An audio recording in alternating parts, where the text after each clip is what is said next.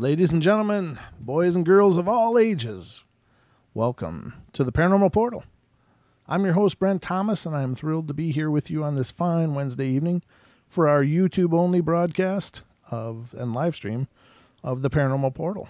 This is our midweek deal, and we are thrilled that you're here with us. And by we, of course, I mean my good friend and co-host, Mr. Don Longbeard.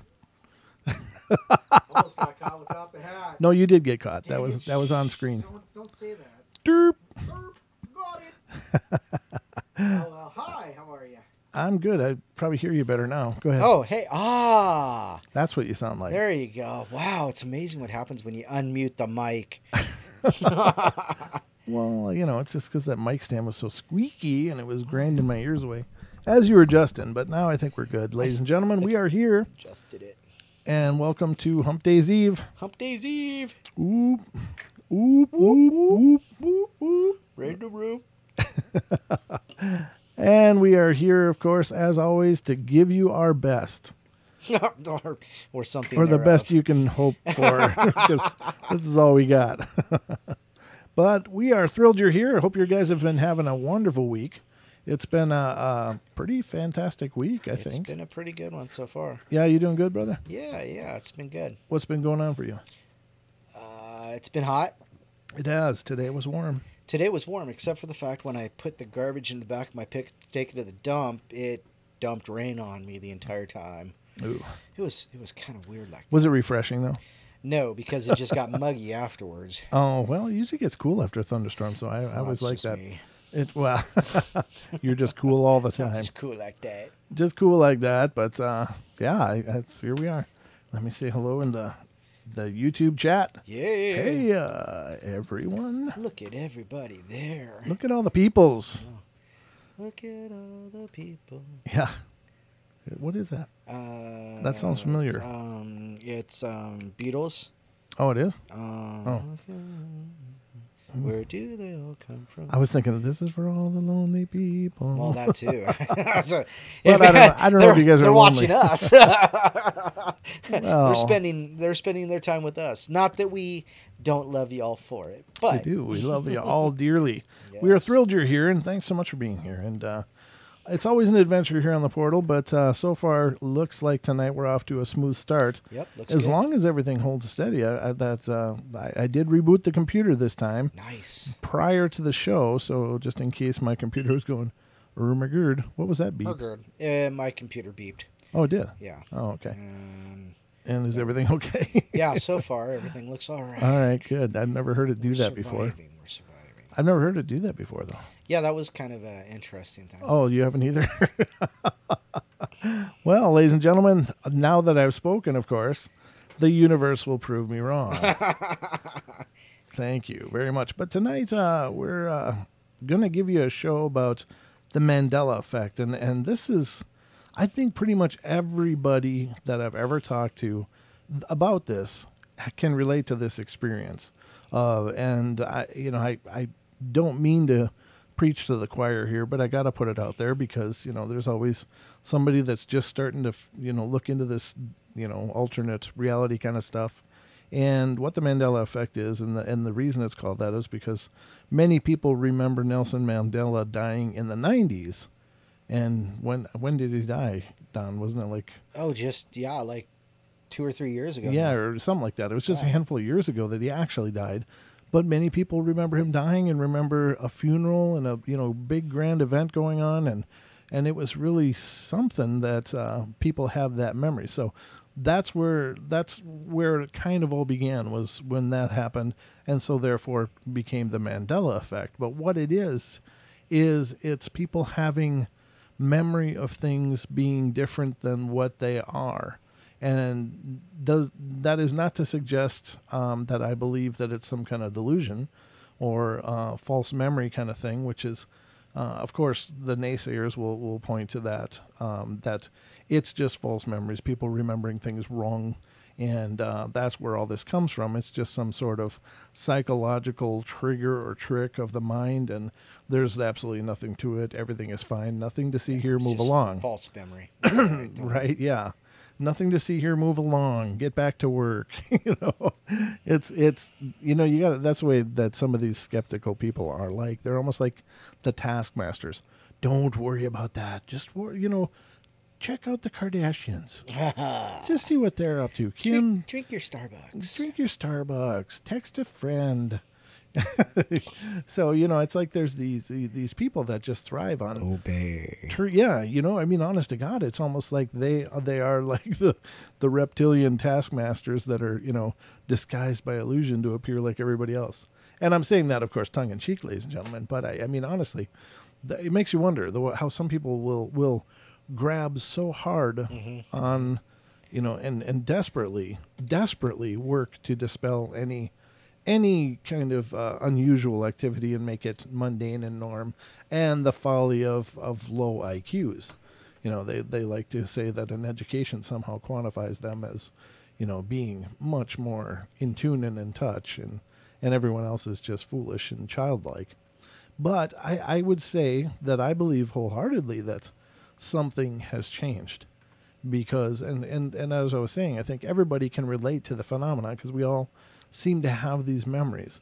And we're going to go through a bunch of these tonight, ladies and gentlemen, and I'm sure many of you, or if not all of you, will be able to relate to at least some of these. Now, I don't pretend to know why it happened, and I don't pretend to know how it happened, but something happened. Something happened because I don't subscribe to the whole false memory dialogue. I don't subscribe to some kind of faulty psychological, misclick or misfire. I don't believe in that at all, because if it was one person having a disjointed memory of the past, right, I would say, well, you might be onto something. That could be a false memory. That's just, people are quirky and weird. You think? When millions and millions and millions of people are saying, no, this isn't the way it was, this has changed, then it's no longer just an odd hiccup in a psychological condition. It's now an anomaly. It's now representative of something being changed. When there's so many people corroborating a memory like that, that definitely speaks to something going on, don't you think, Don? I do. Yeah, I do. Because, when it's more than one person, then there's definitely something to be looked at somewhere. So... and it's people all across the world, not just us either. The greater United States, shall we say? But you just gotta muddle your way through it. Right, and what would be interesting is that of course, the Mandela effects I know about are pretty much based upon our stuff here. Right. So, like our entertainment, our products here in the U.S. I would be really interested to hear people talk about or give examples of Mandela effect in their nation or their culture, or how things have shifted for them, because that would be really cool to see how it's, what has happened in Africa that people are going, wait, that's not the way it went, or what has happened in Asia, where people are seeing this sudden shift and change right, in some narrative that they understood and knew. So I can only speak to the ones that have gone on here, but I know going through these lists, I've experienced a lot of them. Now, it is interesting that some people remember some of these, but they also remember some of the other ones differently. right. So some people, and this is the way for me too as well. There's some of them that I went, no, it's always been the way it is now.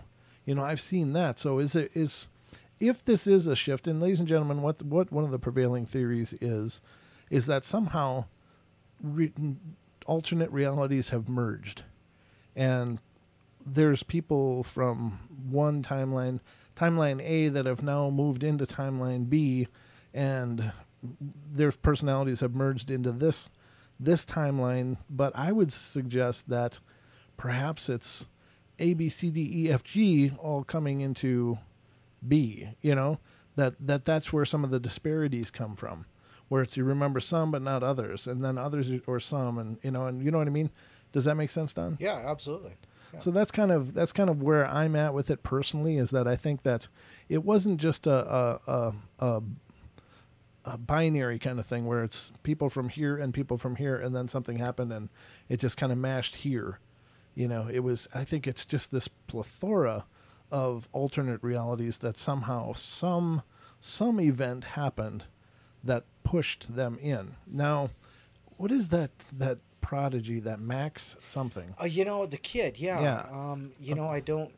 If you can figure that out, but essentially, ladies and gentlemen, there's this child prodigy. I mean, he's just absolutely brilliant.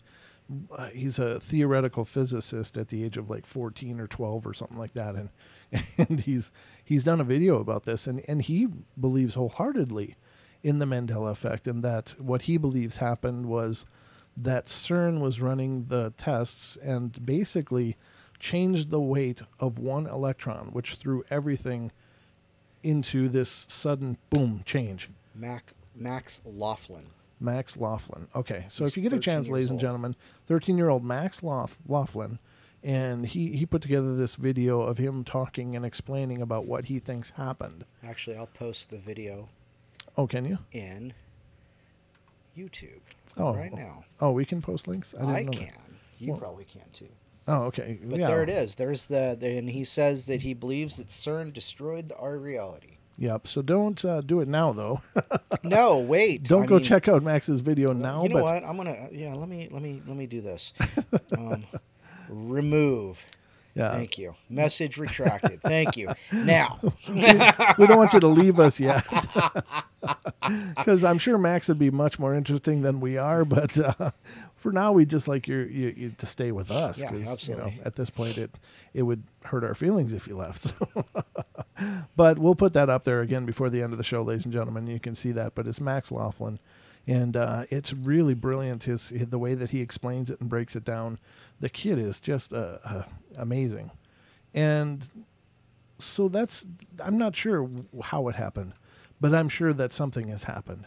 That this is not just a weird psychological hiccup. That it really is indicative of something absolutely amazing that had happened. Whether good, amazing, or bad, I can't pretend to know. It's just amazing. And was it man-made? Was it a man-made thing, or was it a divine thing? Was it a extraterrestrial thing? Was there a grand design to this that goes so far above and beyond us? Now, what's neat is that we've experienced this shift, and so many of us have felt that even on an emotional and spiritual level, that something has changed, and this is a very exciting time, and things are shifting and accelerating, and we are emerging. We are becoming something more. I don't know what that more is, but I really believe that we're on a evolution of sorts, and an incredibly profound evolution is my personal feeling. And I don't ever pretend to be able to speak to this with any kind of authority. I can only tell you this is how I feel, that we are in this chrysalis stage, and we're getting our wings, so to speak, Moving to pupa. So if that is the case, we're in this change. Now, the nice thing about it is that for some reason, the byproduct of this shift happening has left us these breadcrumbs. And I think that that's also profound. And that's what makes me possibly think that there might be an intelligence behind it, because the breadcrumbs are clearly a sign of that event having happened. And maybe it's happening.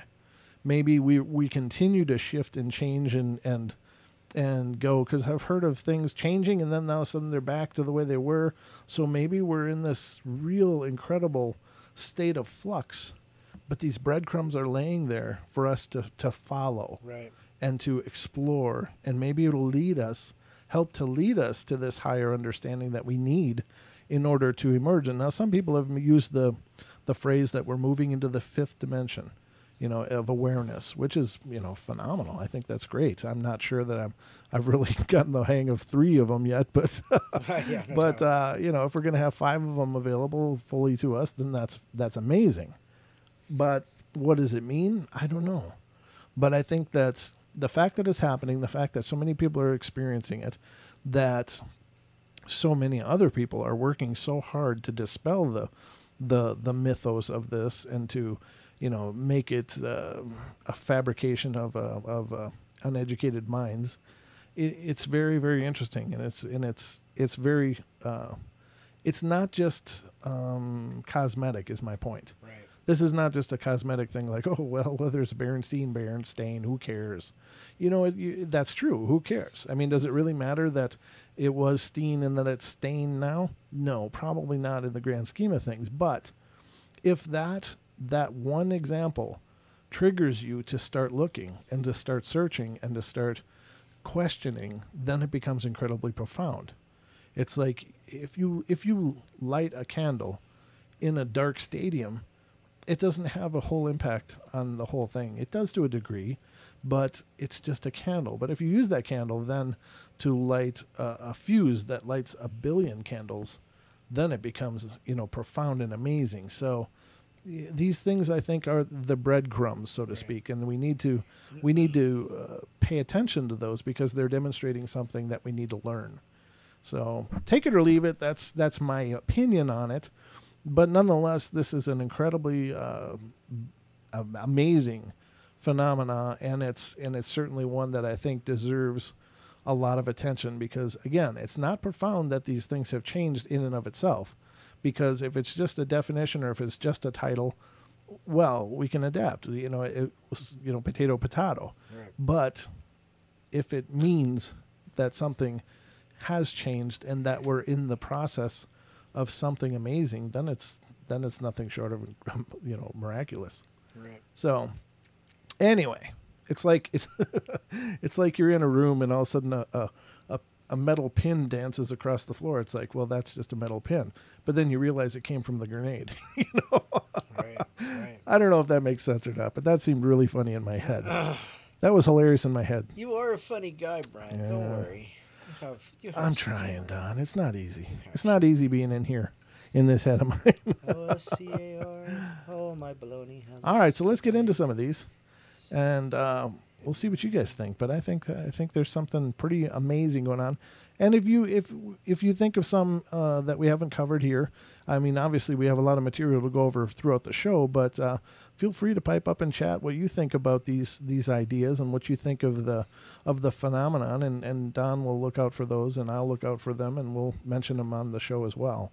I do love you guys' input on this because I don't pretend to speak with any kind of authority on this. I'm just absolutely fascinated by it. And I think that there's something really important and big about it. But there's a lot of you guys here already, so thanks for being here and being a part of what we're doing. And here we go. Let's see what we can find. So we're going to start off with a few of these. Oscar Mayer. Oscar Mayer. Everybody knows the name Oscar Mayer, right? You guys all ate sandwiches. Everybody ate lunch meat sandwiches as a kid, I think. I think it's kind of a rite of passage. Don't you, Don? I prefer mine with fried with peanut butter, thanks. Fried peanut butter sandwiches? Actually, yeah, with bananas. Oh, wow. Didn't Elvis eat a bunch of those, like banana peanut butter sandwiches? Well, thank you very much. Thank you. Well, I know he ate fried Snickers bars, deep fried Snickers bars. Oh, Jesus. Wow. That might be a problem with his heart, Yeah, I think he had bacon with every meal too, which there's nothing wrong with that. No, there probably isn't. But that with fried Snickers bar might tend to cause you some longevity issues. You think? Just saying. I'm just saying it's possible. So let's get into the Oscar Mayer one. Now I'm gonna play this sound file because I think this is pretty cute. If I can find it. I had it. Remember, Don? I played it? You did. Where the hell is What'd it? you do? I don't know. Hold on. Gosh. That's this one. Here it is. All right, everybody. Maybe you'll remember this. I remember this growing up, and I might be dating myself a little bit, but this is really brings back a lot of nostalgia. All right. My baloney has a first name. It's O-S-C-A-R. My baloney has a second name. It's M-A-Y-E-R. Oh, I love to eat it every day. And if you ask me why, I'll say, 'cause Oscar Mayer has a way with B-O-L-O-G-N-A. Oscar Mayer, the first name in balloon. There you go. So there's How the is song. that? Huh? How was that? What does he That's say what he there? said at the end. Mona. How's that? Oh. How's that? That's adorable. I don't know where that kid is now. He's probably a banker somewhere, but Probably. he's no longer that cute kid that he was. He's but probably spelling it Meyer, not Mayer. Did it not sound like he was spelling it Mayer? It does, yeah. Yeah, that's what it sounded like to me. So, in actuality, the famous brand of hot dogs and lunch meats is Oscar Mayer, Mayer. But people have grown frustrated because they remember it as Meyer, Right. with an E. A lot of people recall the jingle from the commercials and insist the lyrics were, "My bologna has a first name, it's Oscar. My bologna has a second name, it's Mayer. Still, somehow, it's actually Mayer. Well, what the hell are they talking about? Though many think that they think that's the real bologna here. Ah, ha, ha. I love those. Bologna. So there's a disparity between Meyer or Mayer. Now, when listening to that old file, it does sound like he's saying Mayer. Yeah. And that's the way it's supposed to be spelled. But some people remember it as Meyer. There's already discussion about it. Is there really? Yeah. What are people saying? Well, Dory remembers it being Mayer. Okay. But Jellyfish, let's see what. No, it was Ramon. Ramon remembers it. I'm sorry, Rudy Perez. He says it was Meyer. See, that's why I think I remember it too as Meyer. Yeah, me too. That's weird though, you know. Then again, that's shifted. And the crazy part of it is that like it shifts in every bit of information. And every once in a while people will pull up these pictures of like there's a photo of a Berenstain Bears or Berenstein Bears, Stein or IEN, however the hell that's spelled. But there's a photo of it on a VHS tape, spelled Stein, and of course it's supposed to be Stain. According to now, it's supposed to be that, but I don't remember it that way either. So, okay, so here's one that's "We Are the Champions" by Queen ends differently than many recall. Many of those familiar with the song remember the final lyrics being "No time for losers, 'cause we are the champions of the world." That's what I remember. Guess what? There is no "of the world." The song just ends, and it's driving people crazy because they feel 100% sure that they've heard otherwise in the past. I remember it "of the world." Yeah, because I'm playing it in my head. You know how you do that. You go, "The world." I mean, he used to carry that note. He held it. It wasn't just "of the world." You know, he was like "of the world." I don't know, because wasn't that kind of on the album? Wasn't there like the next song just kind of immediately started like it was one of those? I don't know. We are the. It was because it was "We Will Rock You" and then "Champions of the World." Yeah, because they put those together. That was the name of the song. But that was the last part of it, though. And then it goes into but I mean, it's not like there was a gap. It was all all played in sequence there. You know what I mean? But it's not the part in question is actually the tail end. That's why I'm having a hard time remembering. Right. Oh, I hear you. Okay. But yeah, I remember him saying "of the world" at the end. To me, that's the way I remember it, and I love that song. You know, I remember it like you say. It was two songs together, right? Just one rolled into the next one. So the next one is "The Monopoly Man." People think the Monopoly Man, rich Uncle Pennybags, has a monocle, but he doesn't. I remember him with a monocle too. I don't. You don't? Okay. I do not. And by the way, I hear Laurel, not Yanny. What? Nothing. Never mind. If you didn't see Is that sound file Yes. that's going around? I never did listen to it, so I don't know what I would hear. But perhaps they're just confusing him with Mr. Peanut, the Planters Peanut mascot. Yep, that's true too. I agree. Who also wears a top hat and carries around a cane, but there are a number of people who can't seem to grasp how the Monopoly Man his monocle lists when they've distinctly known him to have one. I have to say, I've never seen him with a monocle. Oh, okay. See, I remember him with a monocle. And there's the disparities, though, right? Right, yeah. So that's like, are there several different merged realities here? So the tip of Pikachu's tail isn't black. Okay, so when you're looking at Pikachu, the little Pokemon yellow guy, And I don't really have an opinion on this. I don't have an opinion on that one. But apparently there's a possibility of him having, a black tip on his tail is what people are remembering, but they're saying that wasn't the case. People remember there being a black mark on Pikachu's tail, but if you take a look at Pikachu now, you'll see nothing there. How so many people can remember an aspect of this character's appearance that doesn't actually exist, the world may never know.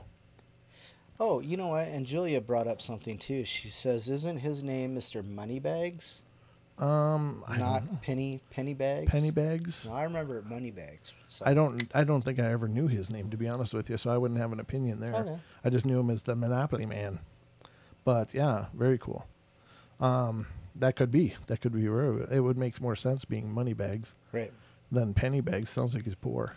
Well, I think that's what's the Daddy Warbucks. Well, Okay. Warbucks, yep. Yeah, and that's- Annie, yep. Yeah. Right. Never mind. Okay. The Berenstain Bears are actually the Berenstain Bears. No, it's not. So is it an E-I-N or A-I-N? This is one of the more popular Mandela effect debates in which some people seem to recall the book series cartoon about a family of bears known as the Berenstain Bears. However, if you look now, they're actually called the Berenstain Bears. Many folks insist they remember it being spelled with an E, and one Redditor even found an old VHS tape of the cartoon, and the label shows Berenstain. Let me see if I can pull up that and put it on our third screen here. There you go. Oh. There it is. Let's That's do it. that. Yeah, Let I've me seen pull that it one. over. Yep. Let's pull it over here and get it up there. All right. And Try screen. let me get 3 screens rolling. 3 screens. 3 screens, 3 panels. There it is, ladies and gentlemen. The Stein, very clearly. The Barons. That's an old label too. It's It been on is. for a while. Yep. And granted, Photoshop gives people a lot of ability to doctor images into unbelievable images, but that looks like what I remember. Looks authentic, yeah. Yeah, that looks like what I remember. So there you have it, ladies and gentlemen. Here is visual proof that there does exist some pieces that retain that spelling from the past. Now, do people in the chat room, you'll have to let me know, what do you remember? I would love to know which version you guys remember, because I remember. Lewis says the book had an A in it. The book had an A. So Lewis remembers the A version. Okay.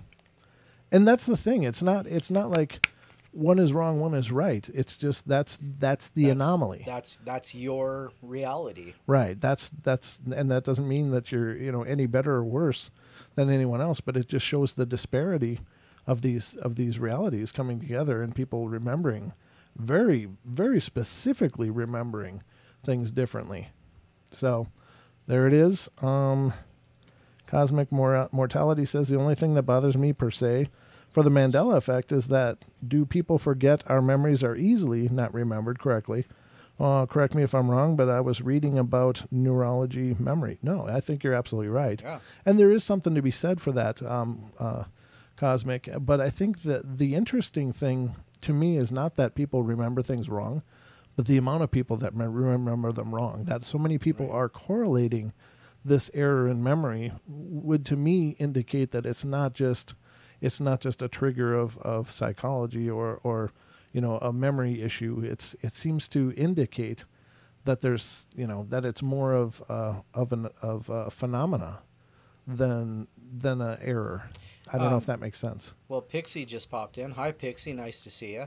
But she said there's absolutely no record of the suffix "stain" in the last name. So she's speaking to etymology in that case. Oh, okay. That's excellent. Yeah, that's a great viewpoint as well. And now, granted, these are cartoon characters. They're not. Yeah, that's true. Yeah. So there doesn't have to be a reality. I'm sure there's no SquarePants out there either. Yeah. But you know what I'm saying, and I'm not poking fun at you at all. So please don't think that at all. But I think that's very interesting that it would be spelled so differently. There isn't any references for that, but right. Yeah, I don't know. But that's a cool angle. Thank you. And that's why the chat room is so cool. And it's great to have this participation because it brings so much more to the table than we could. You guys are absolutely phenomenal. So keep it up as we're going. Please continue to participate. And don't forget to hit that like button, share, and subscribe. Yeah, absolutely. And ring that bell. Bing, bing. Yeah, and Jellyfish says, yo, if it's that easy to mess with reality, what are the possibilities? Exactly. And you know, I mean, people are impressionable. We all know that there are many people, and I've fallen for things before. I've fallen for absolutely foolish things before because I wanted to believe in something. Right. And you know, it's a quirk of our personalities. It's a quirk of our sociology, of our, you know, us wanting to be a part of something. But you know, that is true. And if you look at the media, of course, we can see many examples of people being spoon-fed narratives that may or may not be completely accurate. And that's not saying one side is right, one side is wrong. I'm just saying both sides tend to use these, you know, very slanted views to press their, you know, their ideals, and people will subscribe to that 100%. And that's, I hope people are learning to do their research. Yeah, definitely. You know, but no, these are great inputs. You guys are absolutely right. Like Snow White remembered as Mirror Mirror. Yeah, we'll get into that, Lewis, and this will be coming up as well. Pixie says the last name comes from the authors Stan and Jan Bernstein. Bernstein? Not Stain. Bernstein. Oh. Okay, now that is interesting. I thought I'd remember that too, but Pixie's just, you know, bolstering my memory, so. Well, she is a walking mnemonic device. She helps me to remember. So I heard Laurel while somebody else listening at the same time heard Yanni, so I agree. I think they were wrong. Well, no, that's just the thing. I mean, anybody that remembers it one way, the people that don't remember it that way are wrong to that person. That's right. You know, so in this situation, there is no right or wrong, but it definitely seems to indicate something so much more profound. Like I said, I believe these are the breadcrumbs that cause us to search. So as we get more examples like this, we'll certainly put them up there for you guys so you can see them as well. Sorry, I got to go back to this one more time. Even Yanni, the musician, heard Yanni. Of course he did. There's no ego in that, I'm sure. None there. Yeah. So what's next on your list there, Mr. Brent? Well, let's see what comes up next here. Oh, Curious George never had a tail. I remember him not having a tail myself. Do you? Okay, I don't really remember personally. I read a few of the books, obviously, as a young learned man. I don't recall him having a tail or not having a tail. But a lot of people even claim to remember seeing him use his tail to swing from tree to trees.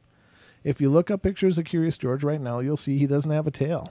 Meaning either your memory made the whole thing up, or you've like drifted into a parallel universe. Yeah, good point. Okay, Chick-fil-A is not spelled Chick, C-H-I-C -F-I-L-A, or CHIK-FIL-A. Okay, so it's C-H-I, what? It's pronounced Chick-fil-A. Chick-fil-A, okay. Chicken fillet. I've never eaten that one, so I don't know how Neither that. Okay, there are a lot of people who insist they remember the popular fast food chicken restaurant being known as Chick-fil-A, but there are some who think it was Chick-fil-A. So it's a C-H-I-C versus C-H-I-K. Right. However, neither of those are correct because the company is allegedly supposedly reputedly always been CHICK-FIL-A. Huh. Yeah, I have no opinion on that again because I'm not really familiar with the chain. So if any of you out there have any input on that, that's phenomenal, but I don't recall. And neither do you, right, Don? No. Not that one. I just know that I pronounced it wrong a lot, and so. Chick-fil-A? Okay. Well, I don't know. I didn't know you could fillet a chick. I knew you could fillet a fish, but there you have it. I don't know. All right, the next. Darth Vader doesn't say, Luke, I am your father. All right, let's see. Yeah. That's weird. I feel I know, I feel like tipping over. Yeah, I did. As soon as it turned on, my head tipped to the right. Let's see what he says.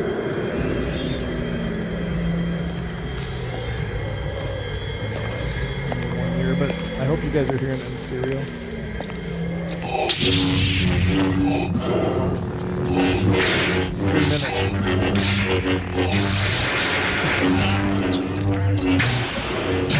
the whole saber fight. It is. You do not yet realize your importance. You have only begun to discover your power. Join me, and I will complete your training. With our combined strength, we can end this destructive conflict and bring order to the galaxy. I'll never join you! If you only knew the power of the dark side. Obi-Wan never told you what happened to your father. He told me enough! He told me you killed him. No. I am your father.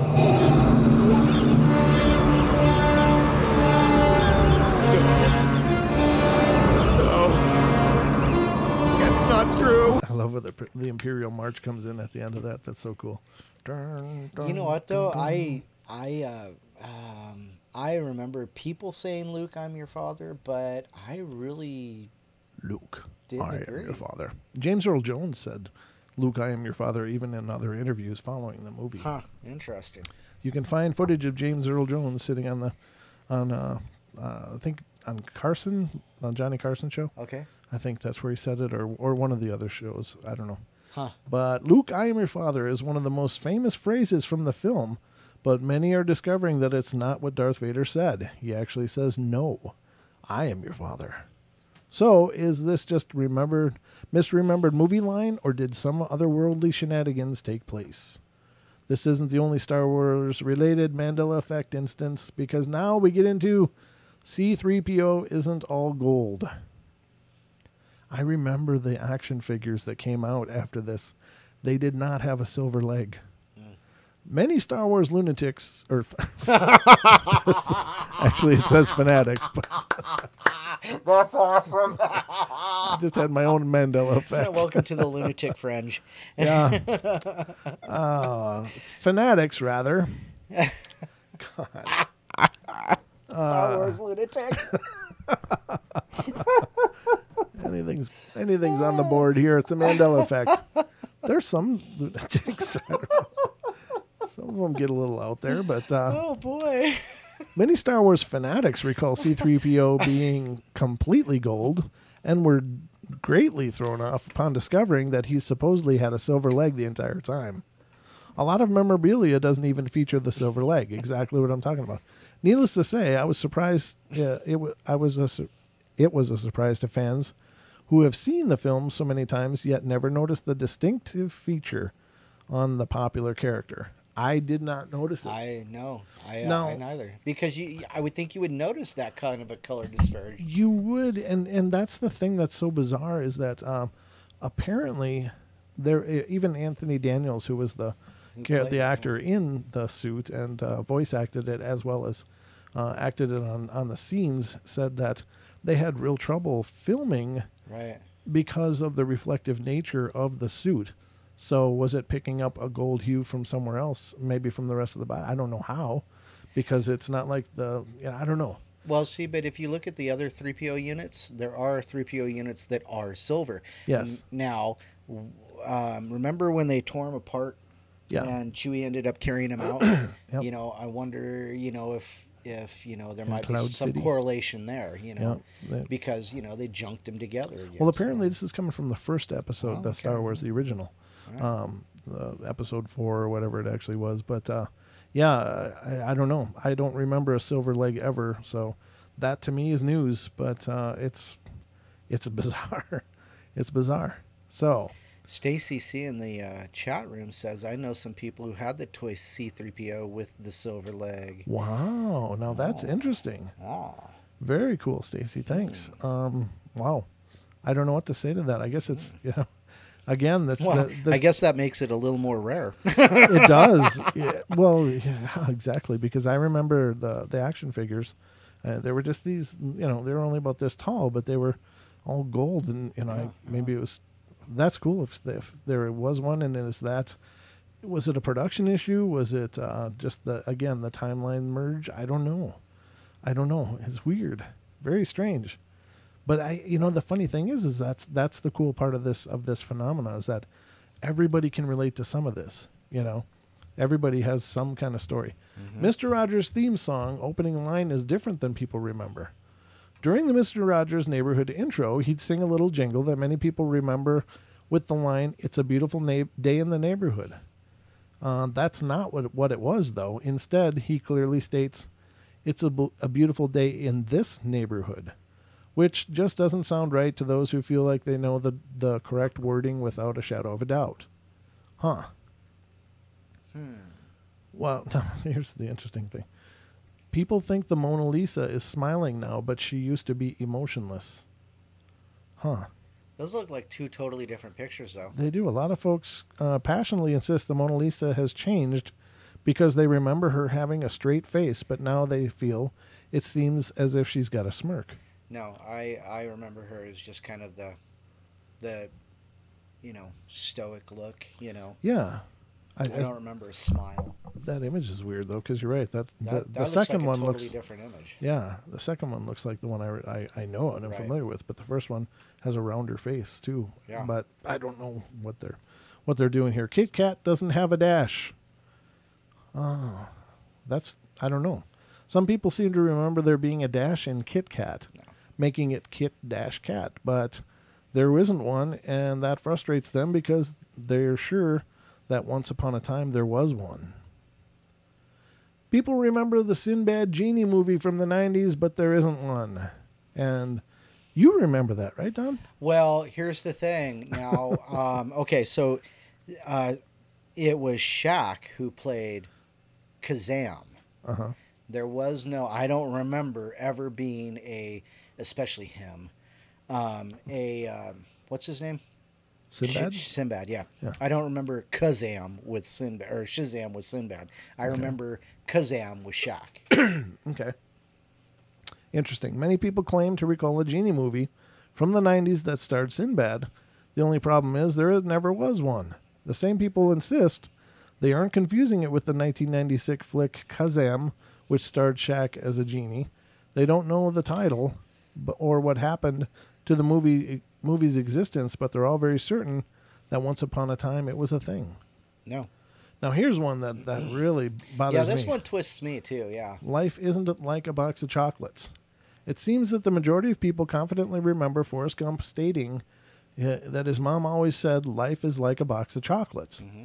Well, it turns out that he actually said life was like a box of chocolates, despite what you may have felt you distinctly remembered. I don't know why he would use a past tense. No, me either. That doesn't make any sense. She was teaching him a reference of all life. Yeah, not life just... is like a box of chocolates, not just whatever. Life. Just yeah. It was a box of chocolates. Now it's a pile of poop. Yeah, it doesn't make sense now, nearly as much as it used to. It used to be somewhat of a profound saying. Yeah. But that makes it stupid. Yes. Hannibal Lecter never said hello, Clarice. Hannibal Lecter. I was actually swallowing at the same time. I was like, uh-huh. So, Hannibal Lecter never said hello, Clarice. If you've seen The Silence of the Lambs, you know the most famous line is, "Hello, Clarice." The only problem is that it never happened. And when Clarice first meets Hannibal Lecter, he simply says, "Good morning." And that's how the film's most That's it. How is the film's most well-known line non-existent? Nobody knows, and it's eating away at people. I gotta blow this page up. It's a very light font, and guess I'm getting old. I don't know. One of those things. Interview with the Vampire isn't called Interview with a Vampire. It's actually Interview with the Vampire, despite the fact that entering Interview with into Google shows Interview with a Vampire as the top search, because most people remember that being the title. No, I don't know. I wish I had that set of books. I got rid of them a long time ago, but I had that entire set of books, and I remember it, Interview with a Vampire. Exactly. Because he's not the vampire. He is a vampire. Right. Interview with a Vampire is what I remember as well. Yeah. Okay, here's the mirror, mirror. The Queen in Snow White never said mirror, mirror on the wall. Yes, she did. All right. I'm just saying. Then there you have it, folks. It was Mirror, Mirror, not Magic Mirror. All right. While the famous Snow White quote you've probably heard others say and repeated yourself is mirror, mirror on the wall. It turns out the correct line is magic mirror on the wall. No, it's not. And I mean it. No. You can't have it, Mandela effect. You can't take that one away from me. Don't take that one from me. Some people will also remember the second part of the quote being, who is the fairest of them all? But apparently, who is the fairest one of all? Huh. Say that first line again. The first mirror, mirror? Who or is magic the mirror? fairest of them all? No. So some people also remember the second part of the quote being, who is the fairest of them all? Which is what I remember. But apparently it's, who is the fairest one of all? But it was mirror, mirror. Yeah. It really was. It was. It was. It's so bizarre. And this one popped up again. Jiffy peanut butter doesn't exist. It's called Jif, even though people remember the popular brand of peanut butter being called Jiffy, and I do as well. And having a campaign that told mothers if they could fix their kids a snack in a Jiffy. Jiffy has certainly been embedded in the minds of many, and is even spotted in American Dad during an episode in which the character is uncovering a conspiracy. There you go. Well, that's where that picture's from right there, huh? It's from American Dad. Yeah. I've never seen it, but okay. But, maybe that one is just getting mixed up with, fix your kid a snack in a Jiffy.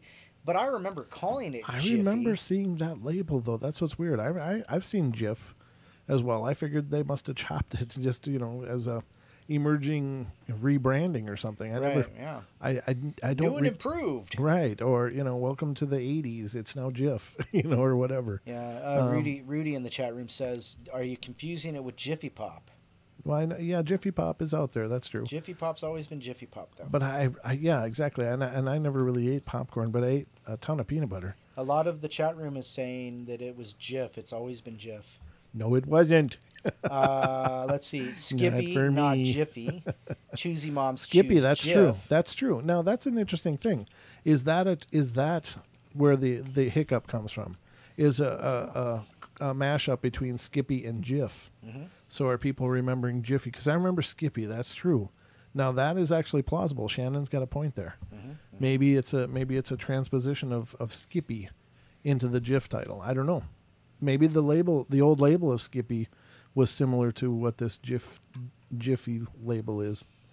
I don't know. That's an interesting thing. Can you look that up? Skippy peanut butter labels? Sure, yeah. Just see if anything pops up, and if it is, I'll pull it up on the screen. Never ate popcorn? No, I ate popcorn, just not regularly. Popcorn sucks. The only time I ate popcorn, Rudy, was at the movies. And, of course, you don't pop your own. My family didn't really pop much popcorn growing up. So I ate popcorn at movie theaters, of course, but it just came in the big bag, the big bucket. No, I never liked popcorn. Popcorn's not good for me. You know what? I don't like it more as an adult now that crap gets up in my gums and stuff. It's like, oh God, you eat popcorn for 10 minutes and you spend 30 minutes with floss trying to wedge that crap out. Yep. I'm looking up images of Skippy peanut butter, and I remember that one. So no, I would say no. They don't look anything alike. Okay, well, I just thought it was, that was an interesting point, and that is a great possibility. Correlation. Yeah, it's a great correlation. Thank you, Shannon, for that, and thank you all for all the participation you guys are bringing to the discussion. That's what this show is about. I love this. This to me is exciting. We love you too. Well, thank you, Don. No, Gaddy, Skippy was not Skip. It was just Skippy. Skip peanut butter. Skip the peanut butter. Just give me jelly. Give me the jelly. Give me a ham sandwich. Oh, that's funny. All right, Fruit Loops is actually Fruit is actually spelled fruit F-R-O-O-T loops. Yes. I don't know. I can't remember. I ate like Frankenberry and Count Chocula and stuff. I never really. Blueberry, and Yeah, those. Yeah, I love those Yeah. monster ones. Go you know, figure. they still sell them. Yeah, they. Yeah, I'm sure they're just as trashy now as they were then. Yeah, But they are. They're actually worse. I used to, like I said, my first passion is being, in love with the whole paranormal was the old movie monsters like, Boris Karloff, Lon Chaney, Bela Lugosi. I mean, those were my guys, and I bought every book or went to the library and got every book I could about the movie monsters. But that's why I love those serials, was because, of course, they correlated with that, which was really brilliant marketing. But I didn't eat like the Fruit Loops and the Apple Jacks, not too much. None of those fruity things I ate too much of. I appreciate them more as an adult than I did then. But some say it was originally Fruit, F-R-U-I-T, and then changed to Fruit, F-R-O-O-T, Loops, while others believe it went from Fruit, F-R-O-O-T, Loops to Fruit, F-R-U-I-T, Loops. Many people claim this change happened during their childhood, while others say they just noticed it within recent months. Whatever you believe, if you Google the cereal or find a box in real life, you'll see F-R-O-O-T, Loops. And the O's are, of course, the colored cereal. Yeah, that's exactly how I remember it. Okay, so you remember the Fruit and Loops with the two O's that were cereal pieces? Because they were alliterative. Oh, that's a big word. I know, huh? That's a whole lot of syllables for the portal, Don. Let me cash in on that 50-cent word right there. See, here's somebody in the comments of this says, "We Are the Champions" definitely ends with an "of the world." Come on. I had Queen's Greatest Hits, and the only reason I'm so certain is because I listened to that thing on repeat for a long time. Maybe it's a matter of a different version or something. No, it's a matter of different realities. Is what I think. I mean, so the thing is that nobody's right or wrong on these. It's just, you can't prove it right or wrong. Well, that's true. Well, you can prove it wrong based on what the reality is here. Well, true, yeah. But the point is that it's more indicative of the disparity of where your memories came from. And I believe that just is the breadcrumbs of being in some other dimension at some point. Or in this case, cereal crumbs.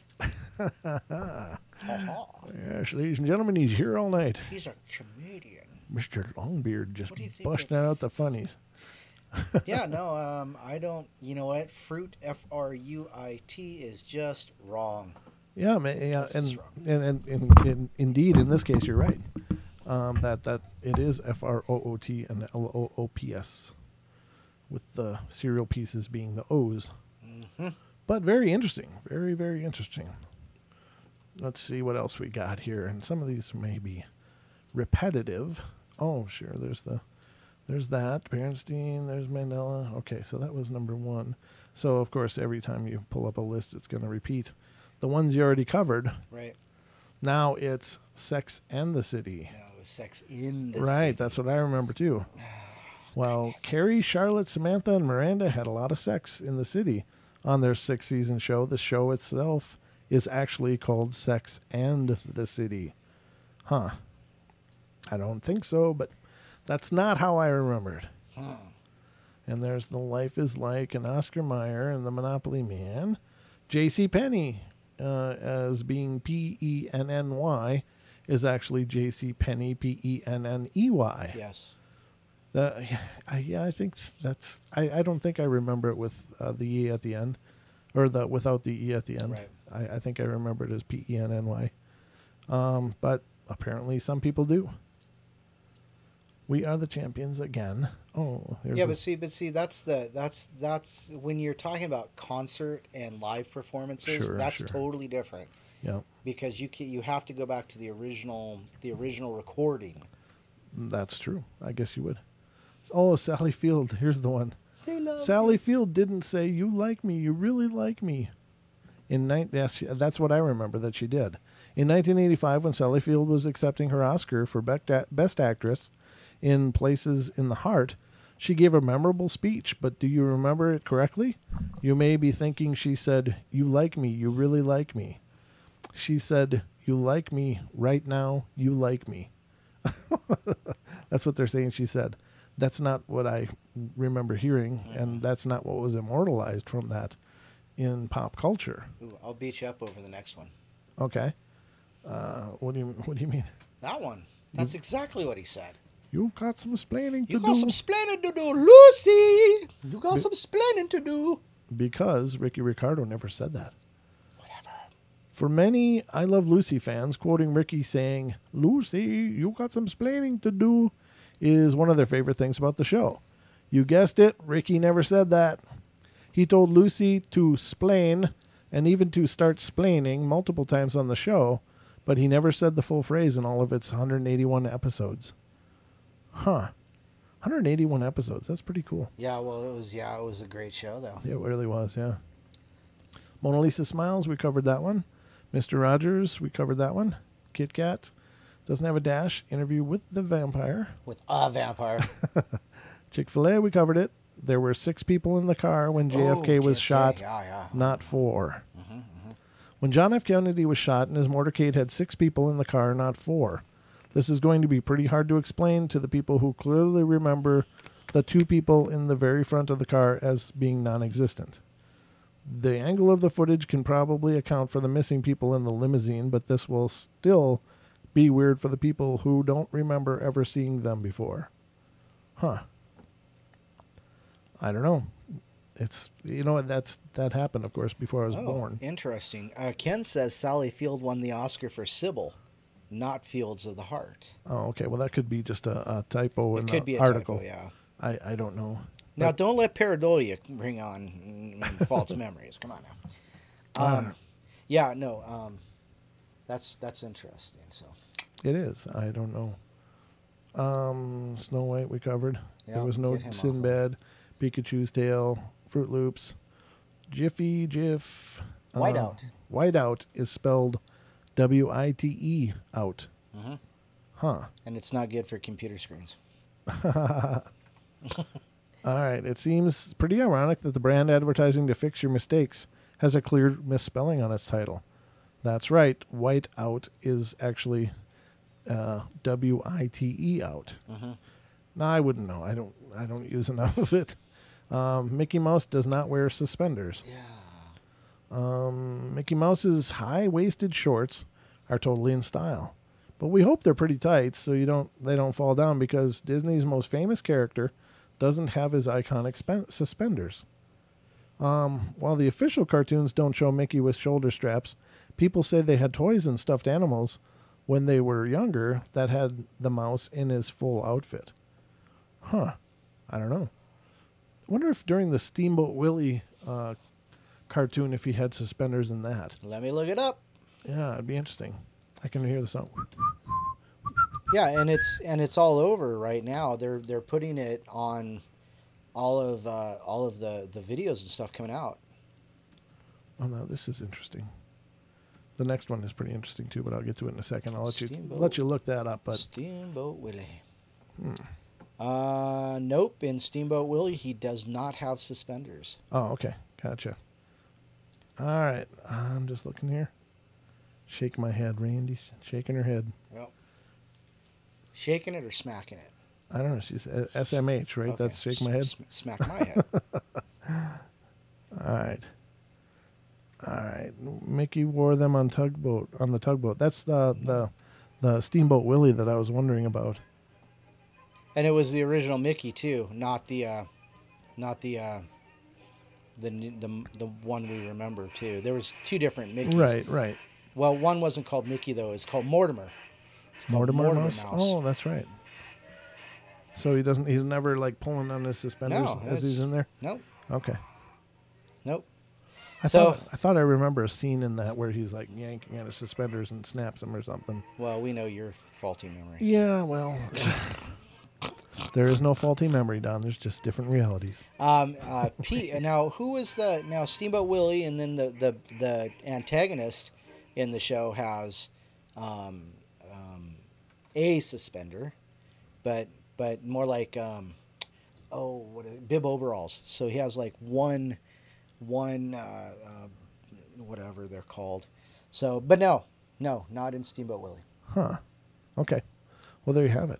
That was interesting, though. I mean, it's it's hard to understand what the hell's going on here, ladies and gentlemen, but it's a real phenomena.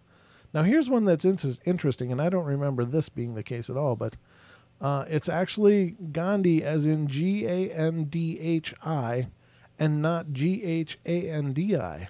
Now, I remember it Ghandi, but I don't remember ever writing it enough to be sure. Yeah. You know, it's one of those names, of course, it has a lot of reverence to, and you have to honor that name, but I don't remember ever writing it to have an opinion. That's when I usually learn how to spell words like that, as if I'm using them and I'm typing them or writing them. But this may be another case of people commonly misspelling a difficult name, but people swear they remember Mahatma, the Indian civil rights leader's last name, as Ghandi, Gandhi.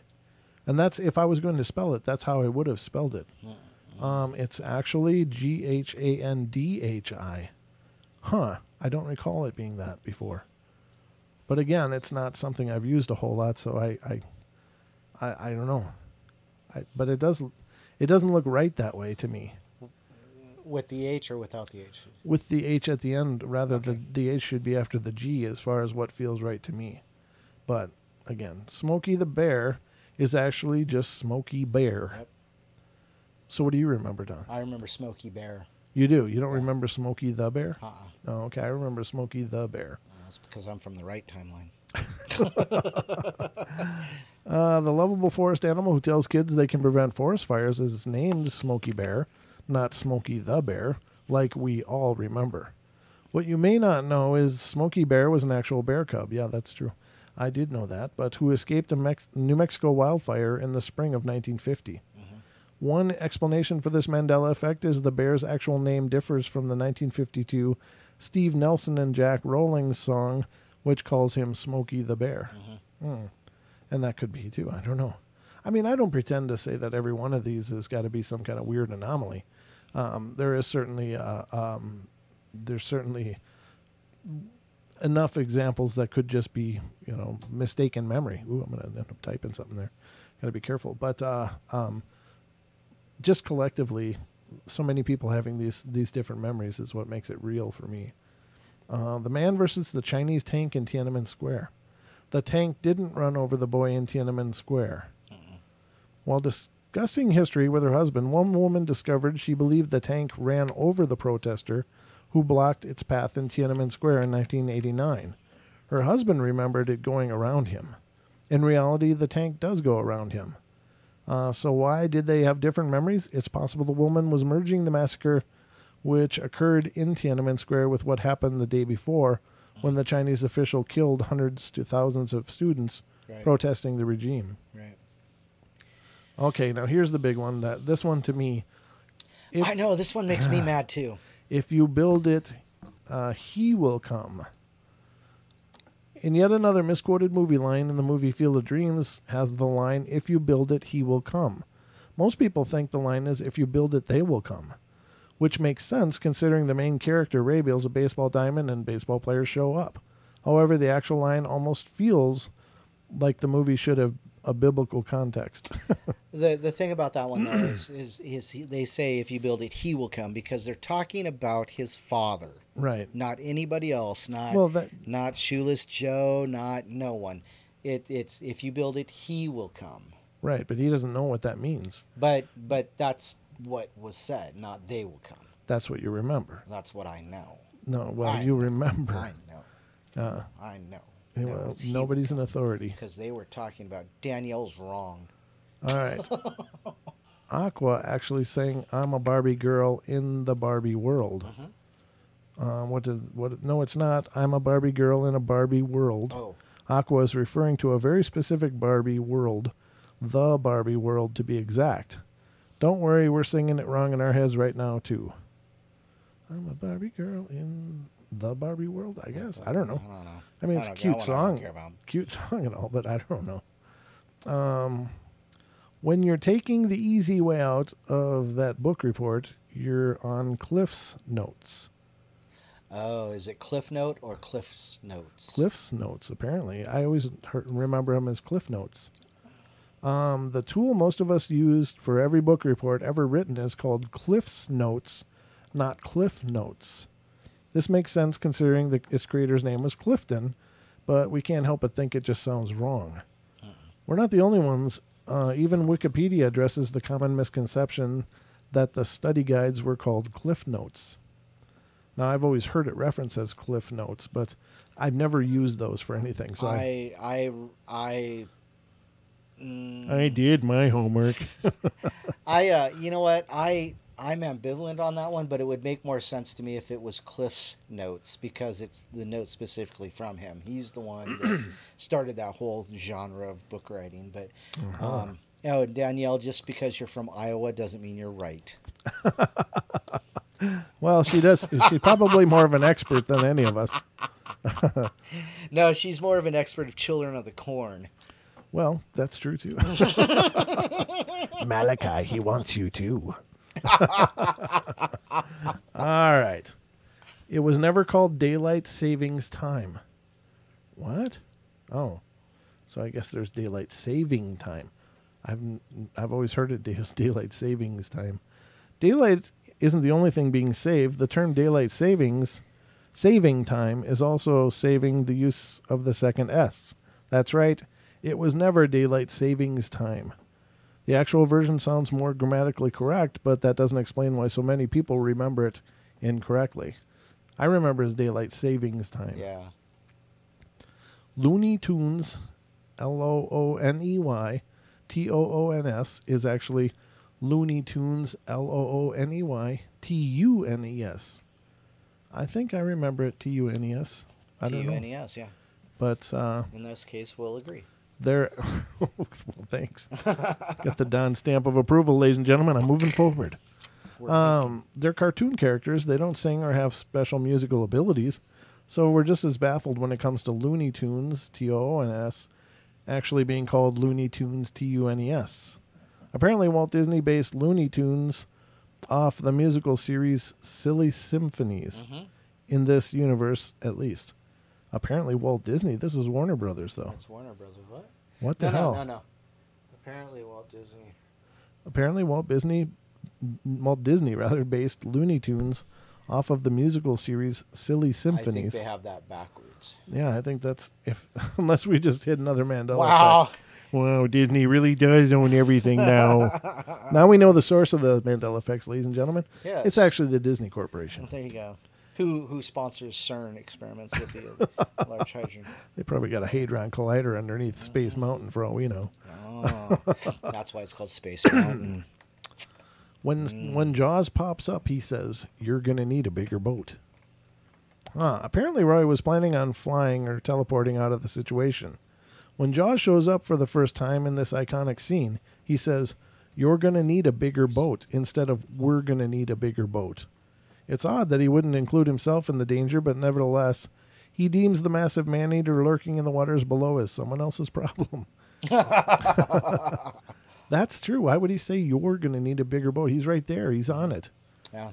I remember Weir, but I can't say I watched Jaws a whole bunch. I saw it once, and it absolutely freaked me out. And not only did I not swim for a while, but I didn't watch it again. I'm gonna stop and get a quick shout out to Renee Cruz in the chat room. Oh, cool. This is what said. I really, really love Paranormal Portal weekly live chats very, very much. It reminds me of my favorite comfort foods or my favorite marijuana strains, if that makes any sense. Shout out. Don't know about the marijuana strains. Well, maybe not. But anyhow, shout out to Renee.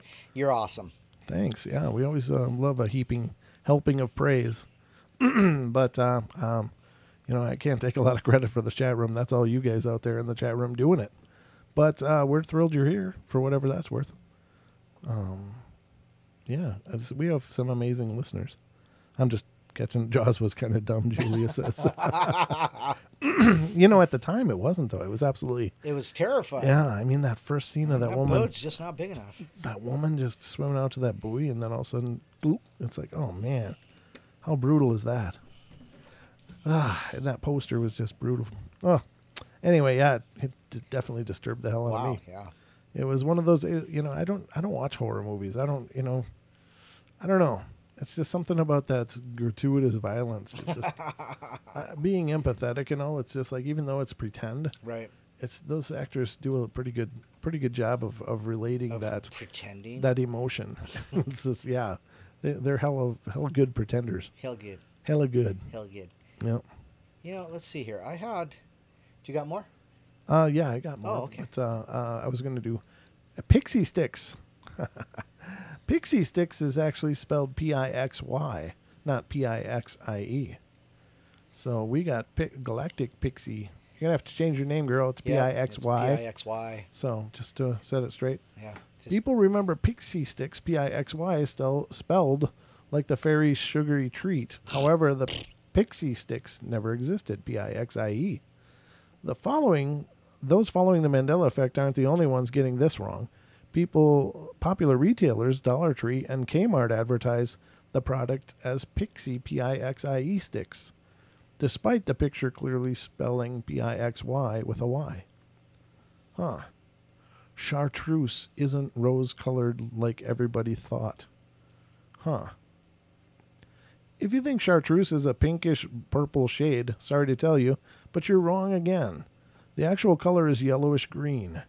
The color is clearly seen on chartreuse liquor, which has been around since late 1700s, but it's weird to think we've been mistaking the color for so long. It's a yellow-green? This is like a picture, I guess. I guess I could pull this over. Apparently this is what it is. Let me go to the 3-panel. Apparently that's chartreuse, ladies and gentlemen. Just to set the record straight, is a lime green, not It's a yellowy lime rosy green. purpley or whatever. I don't know. I don't know. All right. So it's actually Febreze, Febreze, not Febreze with 2 E's. Well, 3 E's, I guess. 4 E's. Febreeze. I don't know. Huh. All the air freshener brand is intended to bring fresh breeze into your house. It's actually spelled its name Febreze.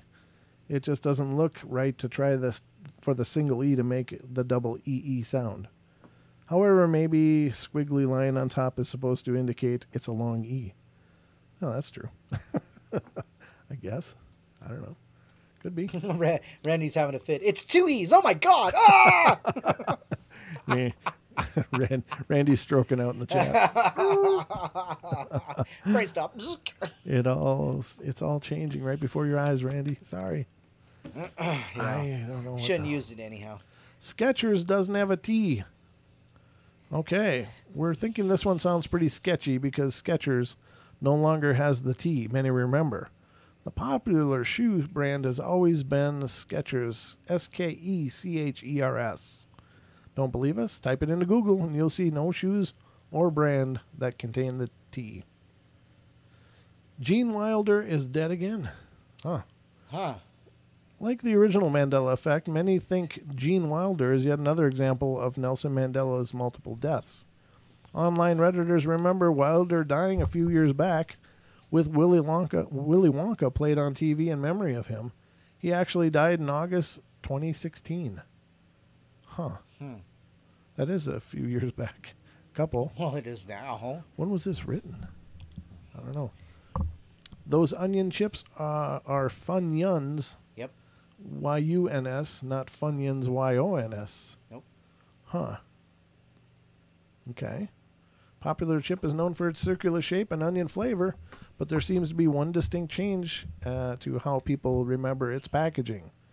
While the circular shape and play on word onion was also once emphasized in the title Funyuns, it no longer exists in this timeline. It's always been Funyuns, Y-U-N-S. I don't know. Mike and Ike. I've eaten them all my life. What happened to your sound? What? There what? you go. Okay. Oh, I said I've eaten them all my life. Oh, okay. So yeah, they're UNs, not anything else. UNs. Oh, Don. UNs. It's always been Mike and Ike. So in April 2012, Mike and Ike made the headlines because its ad campaign featured the popular duo breaking up. But the little joke about the candy isn't the only thing catching people's eye. Many remember the brand being called Mike N with a N letter not and, Mike and Ike, and can clearly picture it on the box. But if you look now, the N is clearly and. Huh. I never really liked Mike and Ike's. Why aren't you... What is going... Oh, do you hear me? Can you hear me now? You No. can't hear me. Wow, here we are again. Yeah, your sound is going up. Mute me again. Okay, mute. All right, hold on. Don has to troubleshoot his microphone, ladies and gentlemen. I'm just going to bang While it I will buttons. sit and bring you the musical stylings of Lou Rawls. No, I'm just kidding. I'm not going to do that to you. In You the just, style of Garfield. you deserve so much better. Let me know when you're ready to unmute, sir. Huh. Okay. Oh, Mike no. me. Mike me. Hey, look, it's everybody's out there. All right. So the portrait of King Henry the Eighth eating a turkey leg doesn't exist. Wow. I don't know. I guess I never had an opinion on that either way. But think back to your high school history class for this one. People claim that when learning about Henry VIII, the detail that stood out, along with his obsession with having multiple wives, was an iconic portrait. In the painting, they claim he was holding a turkey leg. We're calling foul on this one because turkey wasn't brought to his country during this time period. However, it's possible people are remembering the leg right and just getting the animal wrong. Either way, the painting doesn't show him holding a bird leg of any sort. What are they thinking? It's an ostrich? I don't know. Huh. Could be like a lamb or something, though. I mean, I don't know. No. Yeah, that one's... So if you look at it, he's holding something. But I think... Oh, I see. Yeah. I think somebody made a joke about it one time and superimposed or put something on there. And it just, pop culture, it just shot through pop culture. So I don't remember a turkey leg. I remember seeing a picture with it, but I don't remember the actual picture with the turkey leg. Okay. And you might be right. I don't know. It's actually Rubik's Cube, R-U-B-I-K-S, not Rubik's, R-U-B-I-X Cube. Huh. As a child, the toy that stumped a lot of us kids was the Rubik's Cube, R-U-B-I-X. It didn't matter which way you turned and twisted, the correct color pattern always seemed impossible to achieve. It also seems impossible that the toy's actual name is Rubik's Cube, R-U-B-I-K''S. Huh.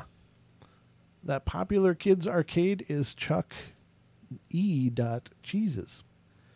Okay. What were people think it was? Going to the popular arcade to eat pizza and jump into the ball pit was a favorite pastime of many 90s kids. However, the popular birthday arena was never called Chuck E. Cheese.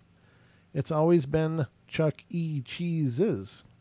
We're still refusing to believe that this is true, but if it is, our brains definitely automatically corrected an awkward title. So they're saying it's Chuck E. Cheese's, not Chuck E. Cheese. Right. Chuck E. Cheese was what people believed it was, but there's actually an apostrophe S. I remember apostrophe S. It's You always do? been his place. Okay. Even though it was invented by the same guy who invented the Atari.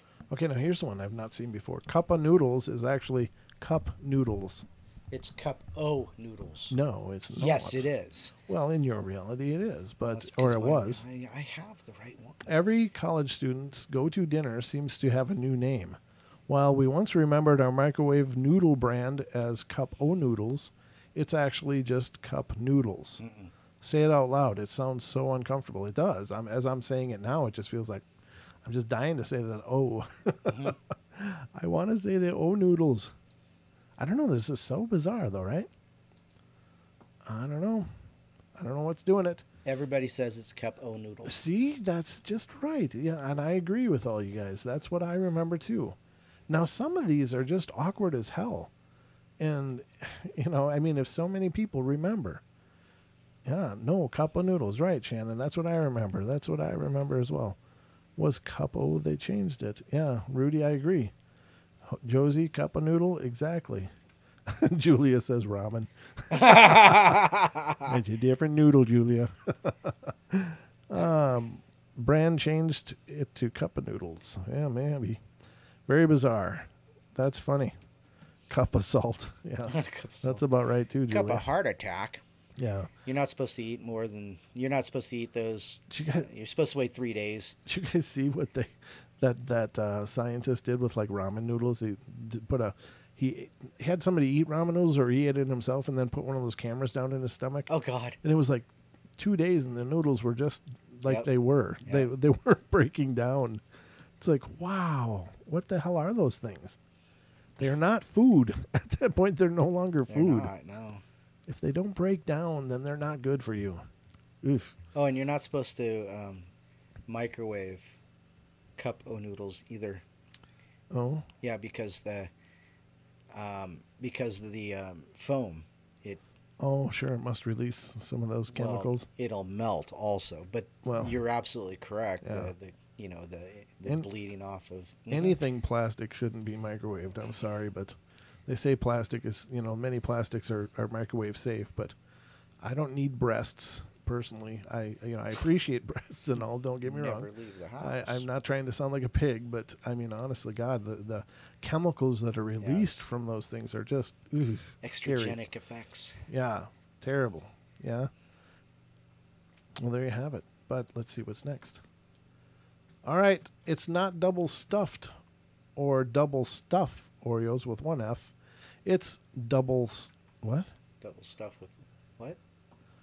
Okay, it's not double stuffed STUFFED or double stuff STUF Oreos.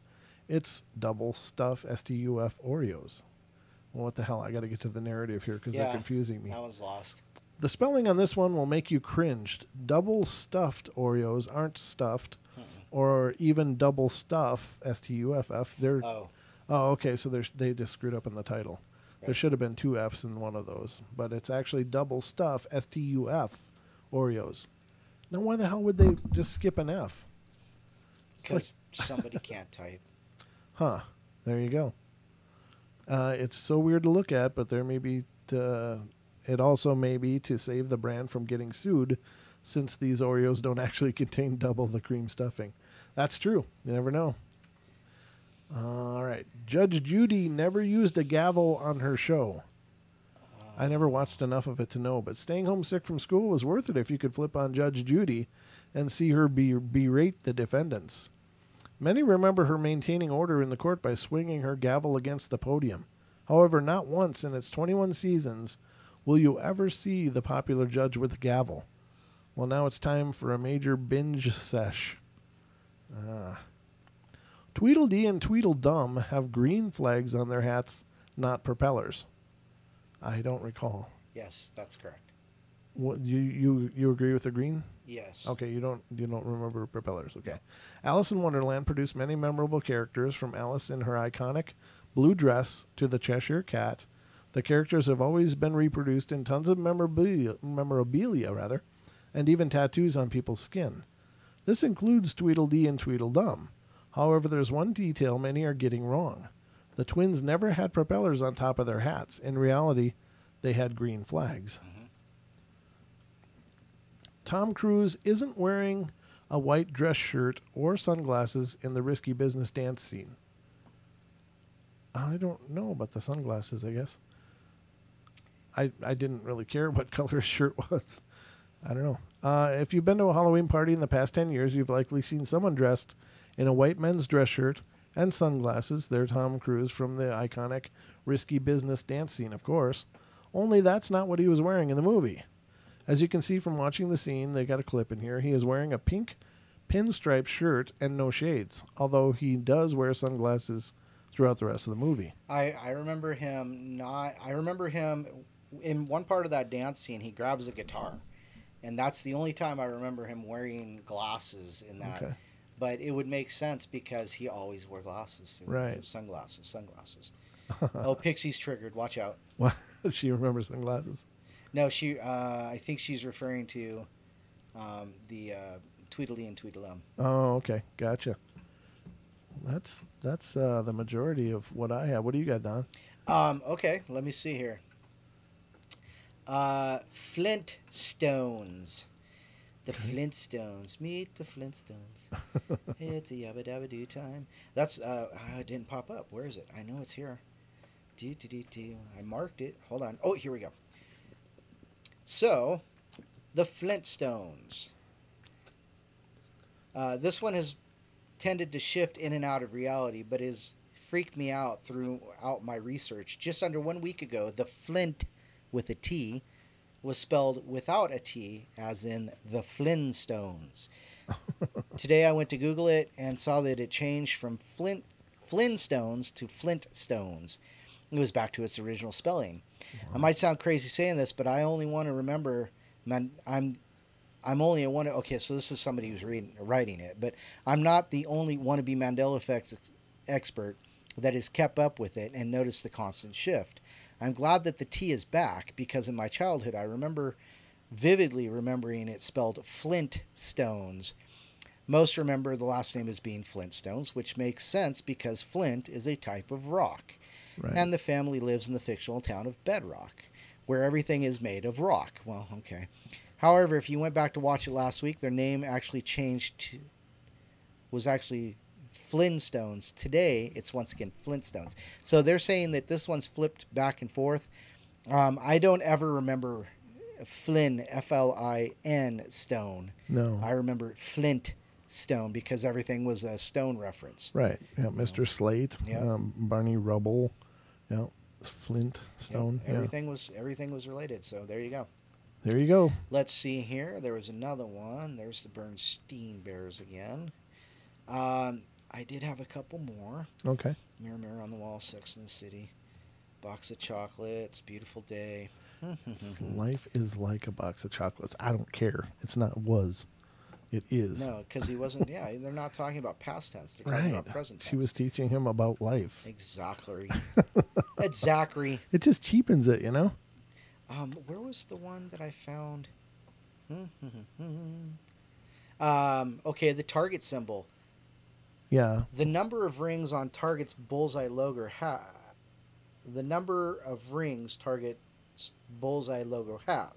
Some people passionately insist that the Target logo used to look different, recalling there being more rings. In actuality, the one on the farthest left is the correct one. So there's 3 pictures here. There's a red ring, white ring, and a red dot.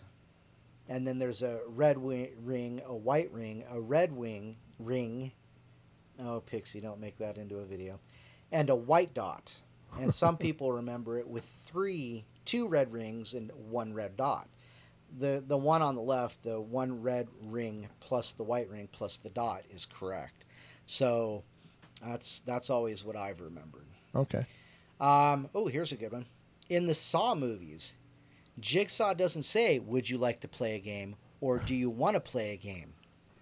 Despite others remembering it differently, Jigsaw actually says, "I want to play a game." Now, here's the thing. "Would you like to play a game?" came from the movie War Games. Oh, that's true. I remember that. Yep. So there you go. Now, "Do you want to play a game?" I'm wondering if that's in a different movie, but it claims that he says, "I want to play a game." Wild. Yeah. Oh, here you go. The "what if I told you everything you knew was a lie" line in The Matrix is a lie. Despite there being countless "what if I told you" memes, and several people saying they specifically remember it being a line, at no point in any of the Matrix trilogy does Morpheus say that. What does he say? Yeah, they don't say. No, they don't say what he actually says. But I remember. I don't remember now. I don't remember that one. Huh. Ned Stark never says "brace yourselves." The "brace yourselves" memes really took off, though there's no Game of Thrones episode during which he actually says that. Is that in reference to Winter is Coming? Are people saying that he said "brace yourselves, winter is coming"? I don't know. The Laughing Cow's missing gold nose ring. So Laughing Cow is a type of seriously processed cheese. It's really, really good, but it's really bad for you. Okay. Nose rings are typically seen on bulls, not cows, yet people say they remember Laughing Cow logo, specifically rocking a gold nose ring. No, I don't remember it. The color of Tony the Tiger's nose. Many recall the cereal mascot's nose being black, but it's actually blue. Oh, okay. Huh, that one doesn't make any sense. I don't know, I guess. Alaskan Airlines has changed to Alaska Airlines. Oh, what the hell just happened? Okay, here we go.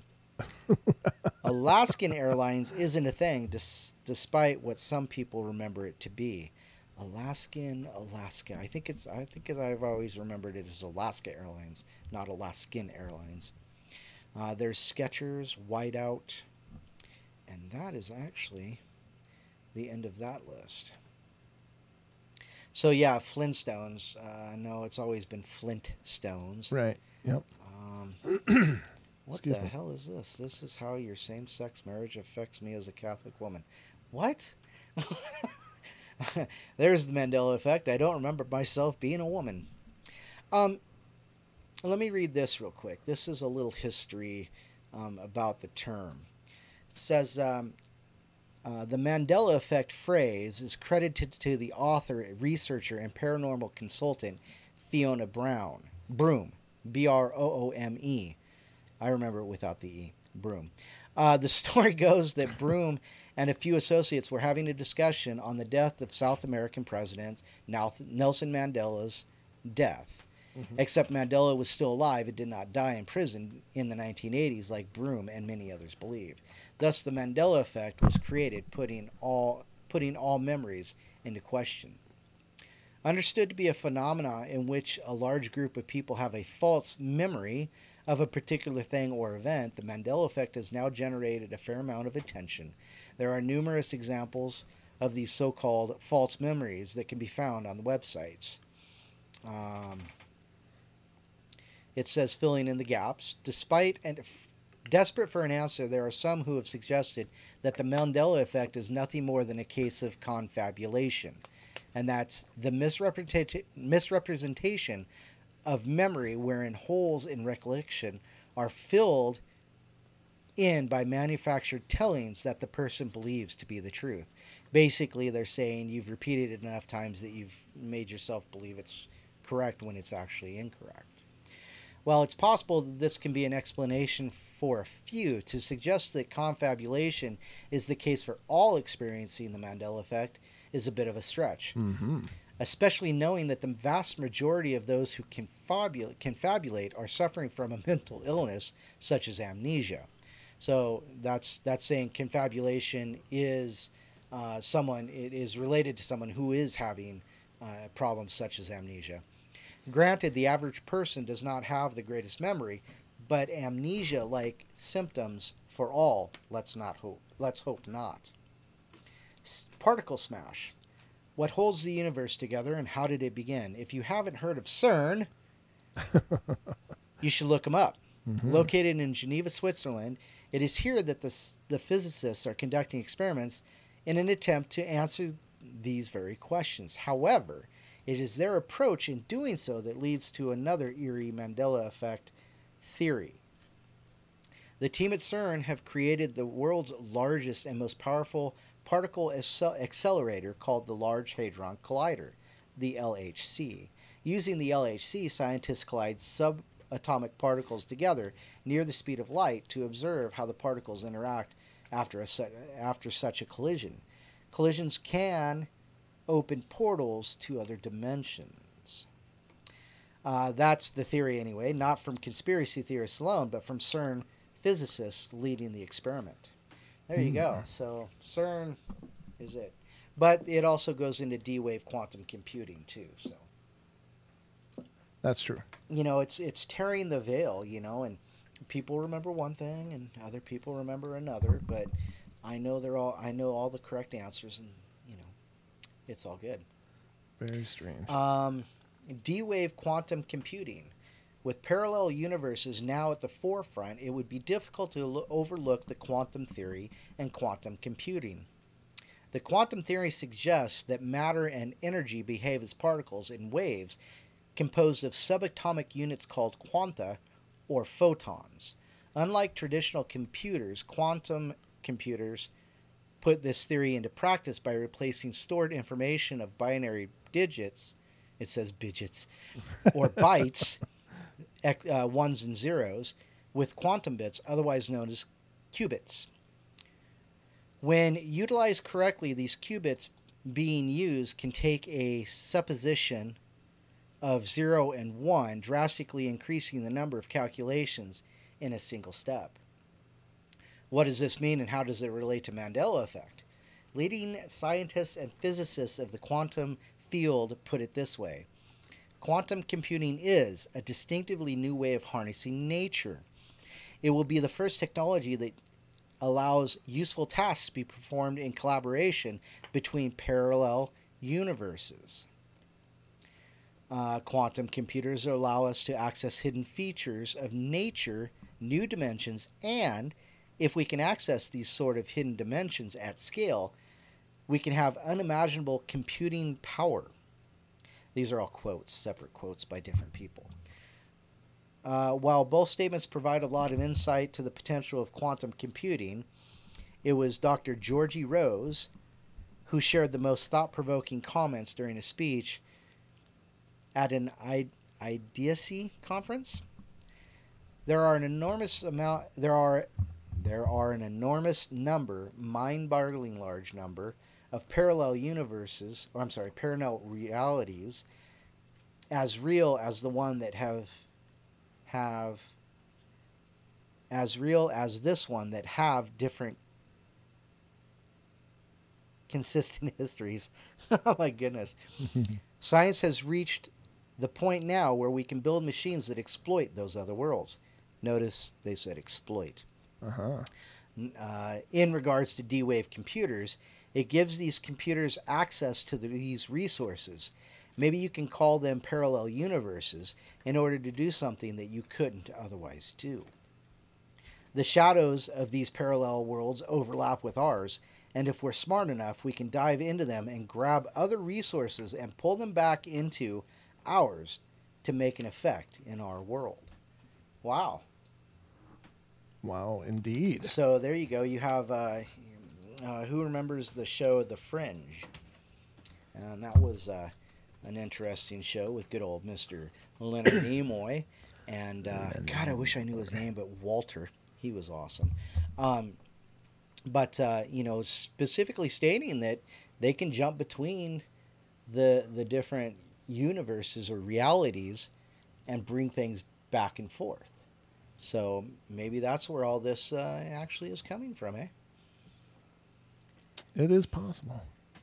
It is possible. I was just looking at some Bible changes as well. Mm-hmm. Now, many of you out there have heard, of course, the lion laying with the lamb, which was just always the big popular saying. And I remember seeing quilts that were knit with this on there, and tapestries and stained glass windows in churches. One of my old favorite things to do was to just go into churches and look around, because I find them absolutely compelling. And I grew up Christian, and I don't mean to imply that I don't respect it or anything. I just think that religion for me is very dynamic, and I don't subscribe to just one belief system. I subscribe to parts of many, I guess. And so I don't know that I can call myself quote unquote Christian. I can't call myself quote unquote anything. I have a set of beliefs that I've come to follow and believe, and I don't pretend that they should be anybody else's. And so I don't, generally talk about it a whole lot, but it's just my personal opinion. But the lion laid down with the lamb, that was just always there. That was always prevalent in the whole idea of the presence of God creating these pieces and these this tranquility and love, overabundance of love. And not that there can be too much, but you know what I'm saying. But it's now when the wolf lays with the lamb or will lie down with the lamb, and that is just so profoundly disturbing to me, because it's one thing. it's one thing when, you know, it's Berenstein. Okay, well, you know, it's bizarre, it's odd, but it seems so much more impactful when it's affecting people's system of worship. Now, does the narrative of that story change because of that adaptation that has happened, that's switch? Probably not, but it just means that there really is nothing sacred to this. Yeah, no doubt. Anything and everything can shift and change. And again, I do believe there's something to this. In fact, I didn't know anything about the Mandela effect until Chris Geo brought it up to me. And I was like, what? The Mandela effect? What is that? And this is, you know, a couple of years ago now, but he started explaining it to me. I was like, oh my God. You know, and looking into it and realizing the profound and expansive nature of these shifts. Mm-hmm. It just has global impact, and that's why I'd like to know more about these cultural things. You know, in people's cultures, how have things changed? What has shifted? What has, you know? And I wish the call-in board was available now. It's only available as a complaint line. So if you have a complaint about the show, feel free to call. I'm sure he couldn't give a toss about it. 213-233-3998 if you have anything you'd like to complain about for the Paranormal Portal tonight, because it's not our show on the network right now. So isn't that cheap? I'm such a jerk.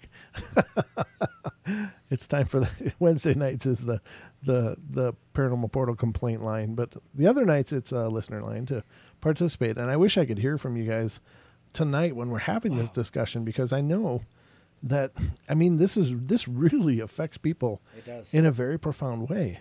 But well, here's something interesting. Regula just said. She said, I do believe in parallel universes. I just don't believe that the Mandela effect is part of it. Okay. So, well, okay. But why? Yeah, I mean, not that she has to quantify that. I mean, certainly everyone is entitled to believe what they would absolutely like. But it would be interesting to hear, you know, what has brought you to that conclusion, because I don't know. I mean, I don't pretend to know what the hell's going on in this situation. It's so bizarre. It's so amazing.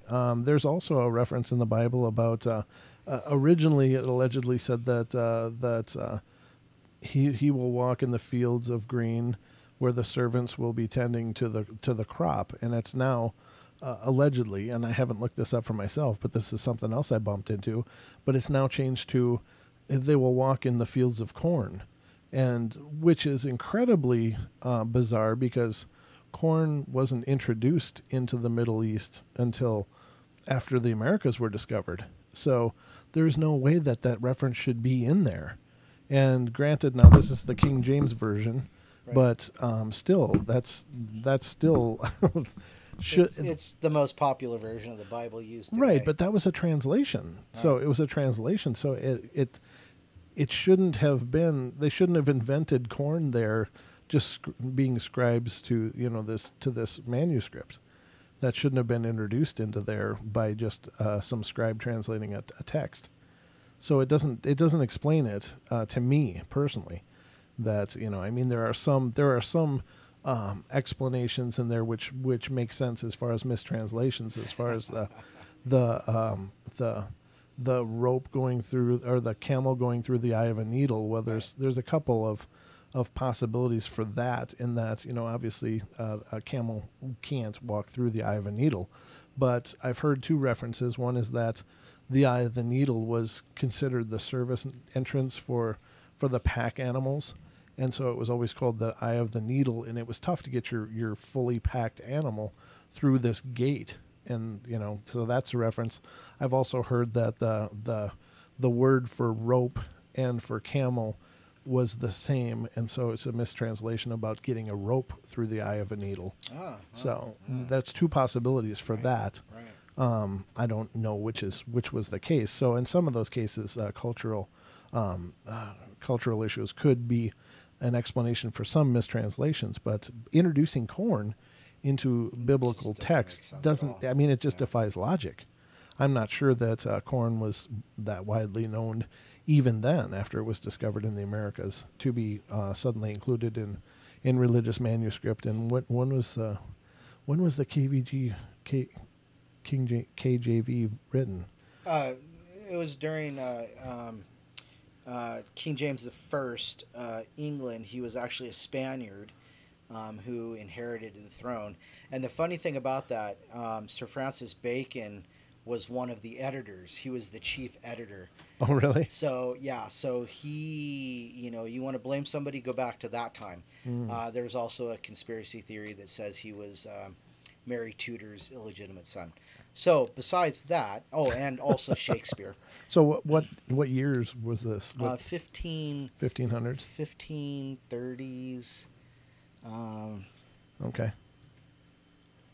All right. Well, I mean, it's strange. It's very strange. Yeah, it definitely is that. I don't know. I don't know when, I'm sorry. It was probably, he was born in 1561, died in 1626. So sometime in between there. Around the 1600s, probably. Yeah. Okay. Yeah. So, yeah, I mean, I don't know. But there are these weird anomalies that are showing up that seem to defy logic. Like, how did this happen? What does it mean? And that's what I'd like to understand. What does it mean? So, I'm just trying to catch up on some of this chats here. A lot of different Bibles state things differently. Yep. This is what Lady Death says. The Baptist one my grandfather left behind is even darker than our Catholic one. Oh, that's right. Unicorns in the Bible, too. Oh, yeah. Yep. Yeah. Steve says, it must be true because I read it on Facebook. Awesome. Yeah, it's very strange that, and I don't know. The fact that so many people are experiencing this is what just makes it profound to me. But again, the people that are disparaging it, that are skeptical of it, are very tenacious about it. And they could be right. And I'm not saying in every one of these cases it's definitely symptomatic of a shift in reality. But it definitely, the plethora of them and the amount of people that remember things the same way, and yet it's not the same way now, to me is what lends it a lot of credibility. There are some of these things I remember, right. And not all of them. But then again, some of these references I wouldn't have cared either way. I wasn't the most attentive kid. I don't really care. I don't care how the cereal's spelled. How does it taste? Do I put milk in it? Yeah. Does it work on a spoon? I'm good. Can I just drink it straight out of the bowl? Yeah, exactly. So I don't know. It is what it is, but it's an interesting topic. It's a lot of fun to discuss and explore, and I would like to find more of those examples about the Bible references, because I think that is. But I've only heard it referenced in the Bible. I haven't heard it referenced in the Quran or any of the Buddhist text or any other religion. So that to me is curious as well. Have you ever heard of a Mandela effect affecting any other religion? No. Yeah, I can't say I have either. So, very strange. Why just Christianity? I don't know. I don't have an answer for that. No, neither do I. But I'm going to try to find some more examples. Here's one. Okay, please. Oh, well, no, you're talking about biblicals. So while you do that, I'll talk about this. Please do. Mother Teresa's canonization. Canonization? Yeah. Canonization. Renowned Roman Catholic nun and missionary, and one of the most popular and influential people of the past decades. Mother Teresa was canonized on September 4, 2016, 19 years after her death. Nevertheless, some people recall her being canonized in the 90s, when she was still alive. Some specifically reference Pope John Paul II as the pope who approved the canonization. Now, if I remember correctly, it's a posthumous thing. You have to be dead to be canonized. Because isn't it part of the martyr complex? I'm sorry.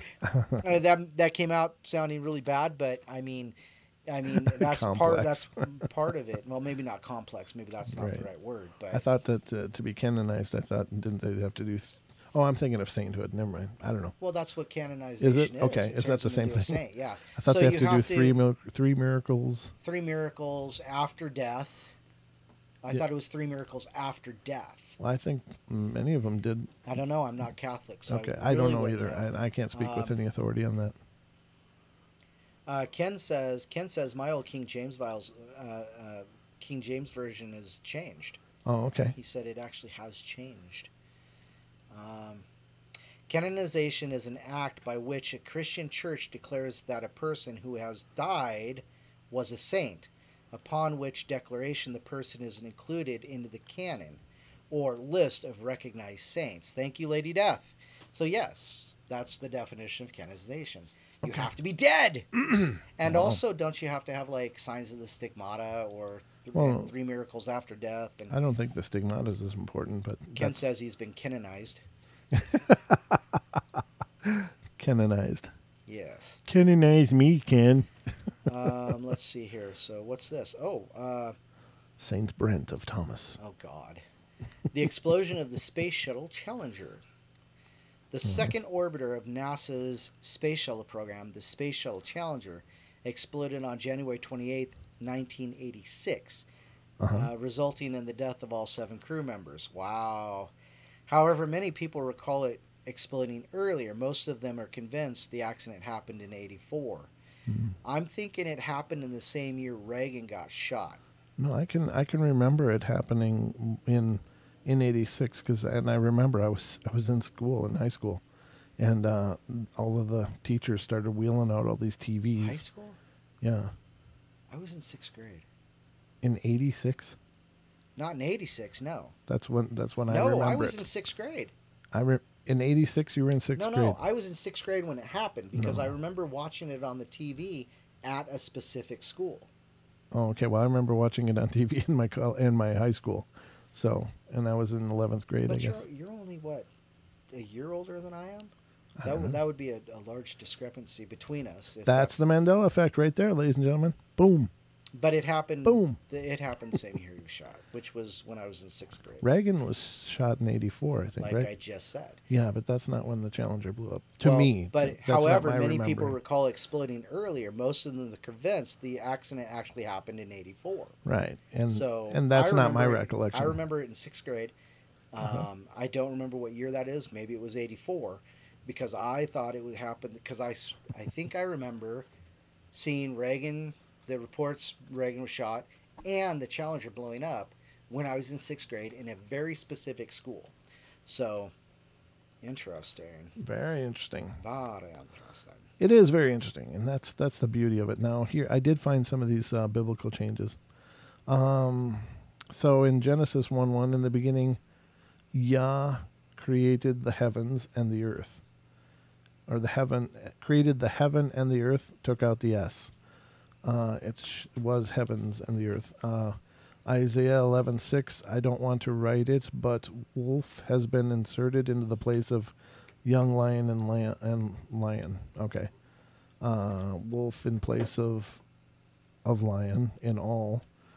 So there's no longer a reference apparently to the lion laying with the lamb anywhere, even in other versions of the Bibles. Let's see.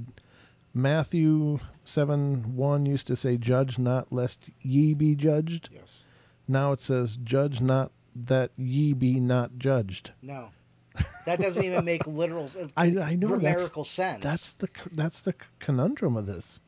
It's like things are not only just changed, but they're just totally screwed. Matthew 6:9 through 13, "Our Father who art in heaven, hallowed be thy name. He says they, that can't be right though. Thy kingdom come, thy will be done on earth as it is in heaven. Give us this day our daily bread, and forgive us our trespasses as we forgive those who trespass against us. And lead us not into temptation, but deliver us from evil. For thine is the kingdom and the power and the glory forever." No. And the next one says, "Our Father which art in heaven, hallowed be thy name. Thy kingdom come, thy will be done in earth as it is in heaven."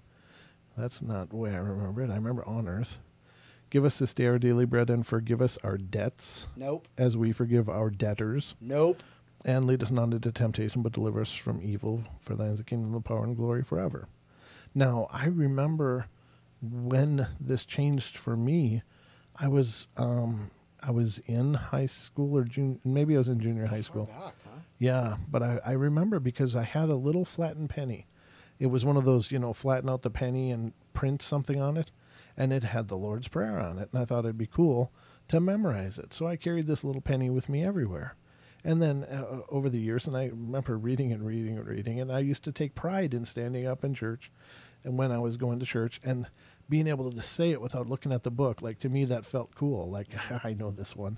I got this. It was like my solo or something during the service. But I got up and then I was saying it with the congregation, and suddenly people were saying debtors instead. And I looked at the book and it said debtors, debts and debtors. And I was like, I remember just being dumbfounded. Like, why did they change that? I mean, it literally just shocked the hell out of me. I was, I've never I was seen a teenager. That one. Yeah. Yeah. So that's strange. For me, I remember I remember it happening back then for me. No, I've never seen that one until you pointed it out. Oh, yeah. And I still haven't ever seen it, but I just haven't seen it. But it's always been trespasses and trespassers. Always, forever. So now here's Amen. Yeah, exactly. Amen. Now here's from two references from Matthew and Mark. Matthew 9:17 and Mark 2:22. Bottles has been inserted instead of wineskins. And also bottles is used instead of jars in the Old Testament. Luke 19:23, bank is used to be the exchangers or those who lend. Luke, what is it? It says Luke 9:27, and slay them before me. Never ever said that. Some are saying shew, S-H-E-W. Some think mirror of Matthew and bind them and cast them into the outer darkness. Some think it was remove them from my presence. Initially, it seemed to me that it was a mirror of the parable in Matthew, and I thought bind, but I am not convinced it actually was remove them from my presence.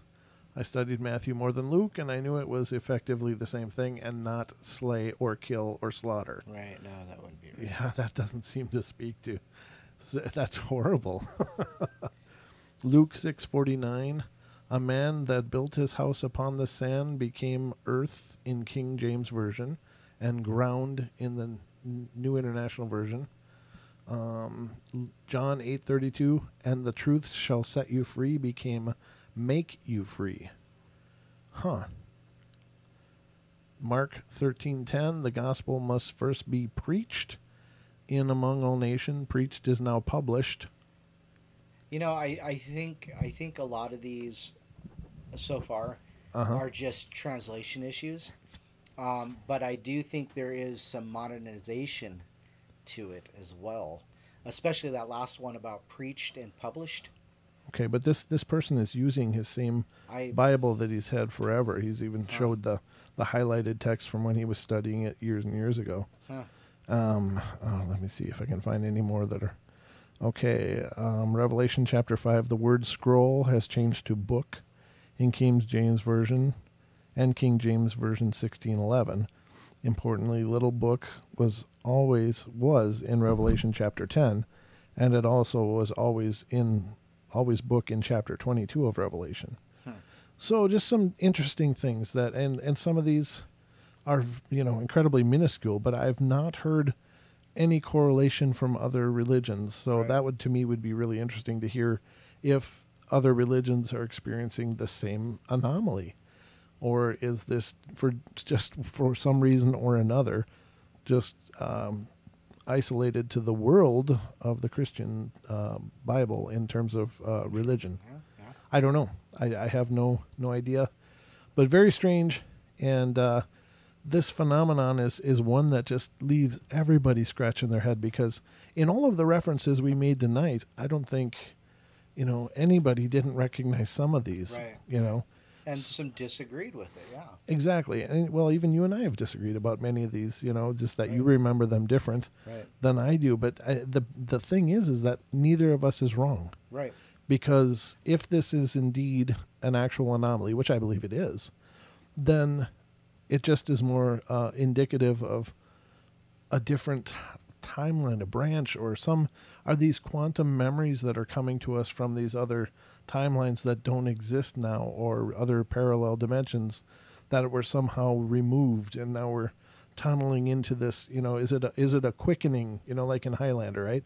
Where as he there can be only one, and as he kills the other ones, he becomes more powerful. So are we in a form of quickening where these other alternate versions of us are winking away, but they're merging with us, Right. And are we then becoming more ourselves? Does that maybe explain this heightened consciousness, this change in vibration? And I realize that's really way out there, and I all I can do is just theorize, because for a long time on the show I've been saying, look, something's going on. I don't know what it is, but something incredibly profound is happening right now. I can feel it through my whole being, and this is an incredibly important time. And we're seeing so many things shifting and changing in this emergence of truth, and people that desire truth and are no longer willing to sit in these, status quos and in spoon-fed realities from some, group of people that decides what our reality should be. We're no longer content with that. So I think that, whatever this is important. And I'm just theorizing what it could be. I'm just thinking on my feet as I'm talking to you. I don't have any clear idea of it, but I can only hypothesize. And those are just things that are coming to me as I'm speaking. It's like, is this, is that the reason that these other versions of ourselves have these disparate memories? And that's what's coming to us. And that's why they don't all match. We don't all remember these things the same way, because different parts of ourselves are merged in. Right. And they remember it that way for them. Right. I don't know. Well, Renee in the chat room says, trespasses and trespass in my Holy Angels Catholic Church, but in St. Thomas's Catholic Church, it's debts and debtors. So she's talking about two different churches, same Catholic religion, but they say two different things. Yeah, it's incredible. So my question is are they run by the same sects? Yeah, that's SECTS. Because, you've got the different sects, Franciscans and Jesuits and so forth and so forth. Because maybe there may be a difference in the different sects and how they say it or how they believe it's said. So who knows? But we all know that they use the KVJ, the KJV. Right. So who knows? Yeah, I don't know, but it is 9:00, brother. It is? It is. Wow.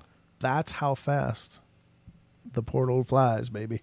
Wow. This portal cooks. I think I need to stick a fork in me and go the heck home. Well, screw you guys. I'm out of here. No, I'm just kidding. Oh boy, you almost wore that one. You almost spit it on me. Yep, that would be a waste. Uh-oh, Lady Death gave us a frowny face. Oh, sorry. Hey, did you notice we have one dislike? We do? Yeah, there's a dislike on the board right I there. can't see him on this board. I see 16 ups and one down. Somebody gave us a foot. Boom. I Right? wonder if somebody's just suffering from Mandela effect and saw it upside down. I don't know. I don't know, but if it's one of you in the chat room, make it right. No, Yeah, right now. nobody leaves until that's turned into a like. Well, and plus there's 23 watching, but only 16 likes. Oh, So there's only 16 There's likes. a disparaging difference there. So That's a disparity, of course. Shannon Kling says it's 9:00 here, which means it's 9:00 there, which means I agree. Shannon's in our neighborhood, then. That's what that means. Then at least this time. Well, that's our neighborhood of time. The PST. That big slice going right down the western part of the nation here. So that's really cool. I don't know who didn't like it, but I'll write us and let us know why. yeah, if you ever don't like an episode, that's cool. I mean, I don't pretend that everybody's going to always love what we do, but it's the hard part about those things is that we can't change anything with these random, these little flag that just like, but we have no idea what the hell it means. Oh, she's in Washington. That's why. Oh, Washington. Okay, we're in the north of northern tip of Idaho. So Shannon. if you get on Highway 2 heading out of Everett, head on Highway 2, you'll drive right through us. You drive right through us. Yeah. Because we're just ethereal over here. Ethereal. It's all in the pronunciation. It's the Mandela effect. It's it's Either, neither, neither, or. Yeah, exactly. But yeah. if you do have a complaint, please email us at paranormalportalradio@gmail.com. Let us know if you don't like something, because it doesn't mean we're going to change anything, because there's no way in hell to ever keep everybody happy. But if there's something we can change and it makes sense, we'll certainly do that. Oh, she's in Tacoma. Okay. Oh, Tacoma. Nice. Tacoma. They made a truck with that name. Yeah. Didn't they? Toyota. Yeah, it's more known for the smelter over there. The smelter. Fife. Ooh. The smelter in Fife. Is that over near the Seattle area, or? Well, yeah, it's south. Tacoma is south. Okay, gotcha. Gotcha. And the SeaTac area. I would like to say that we got some really exciting shows coming up, ladies and gentlemen. Oh God, yes. We do. Let me just go through the list here, and I'm going to break something brand new that I just made a new connection today. Yes, another and exciting I'm one. really, really excited about all of these. But coming up on the 26th, this Saturday, Mr. Brooks Agnew will return to the portal, and hopefully you guys will be a part of that. You'll be there and enjoy it. The guy is absolutely brilliant. I mean, he is such an intelligent man, and he's just such a amazing conversationalist. And not only in the fact that he's intelligent, but he also speaks in a manner that isn't absolutely just beyond reason. I mean, he breaks everything down really, really cool, so that even people like me can understand what he's talking about, which is awesome. So Brooks will be back on the show this Saturday. Now, coming up on June 2nd, our favorite psychic, and I love all of you psychics that are part of the show, but Deb was the first. Deb was the first. Deb is the original. Deb's the original Paranormal Portal psychic, and she'll be joining us on the 2nd of June for free readings to listeners calling in to the show. So make sure that you show up for that, because I'm telling you, she's the real deal. And Sean is the real deal, as well as is D. Swagger. But, I mean, Deb comes on and does the readings, and so it's something we're really excited about. She gives her own time to do it. It's not a convenient hour at all for her, as she's over on the East Coast, but she stays up late with us and does an amazing job. So that'll be on the 2nd. Then on June 8th, Robin Moonshadow will be joining us. And Robin is a researcher for, what is it, proto-pygmies? Is that what she calls them? Proto-pygmies or little people, like the puckwudgies and like gnome creatures and stuff. She's a researcher into that. She's been researching it for decades. She'll be joining us here on the portal to discuss what she's found and things that have come up. And for her, she's also a Bigfoot investigator and a paranormal investigator, has done many, many different kinds of investigating, but really excited to have her on the show and to hear what she's got to say. I've been reading her blogs and been talking with her on Facebook, and she's just a wonderful person. So that'll be a lot of fun to have. And just made a connection today with a name I'm sure you all will know. And this is really exciting for me, because it's someone that I've really looked forward to having a chance to talk to for a long time, just as an author and as a specialist on a area. And she specializes in dogmen. Yes. And it is Linda Godfrey is going to be on the portal coming up, and we're just trying to nail down the date for in June here, which we got a couple dates, but Linda Godfrey will be joining us as well, and she wrote The Beast of Bray Road and has done amazing research into the dogman phenomena, and I'm really excited to get her on the show as well.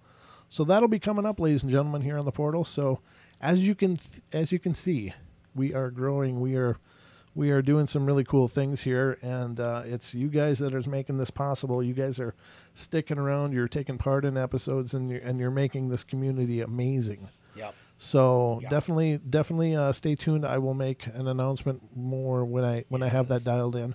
I imagine we'll get that episode dialed in yet this week. So by Friday's show, I should know when Linda will be on the show. Again, Linda Godfrey, Robin Moonshadow, Deb Varner, and of course this Saturday, Brooks Agnew. So we are rolling here, ladies and gentlemen. Woo-hoo. This is absolutely amazing. It's really cool. You know, I got to say that one of the coolest things is I've been an enthusiast of the paranormal forever. I mean, I really have. And I've read so many things that Linda Godfrey has put out. I've listened to her interviews, and I've just been absolutely enthralled with her and with her approach, and she's just sounds.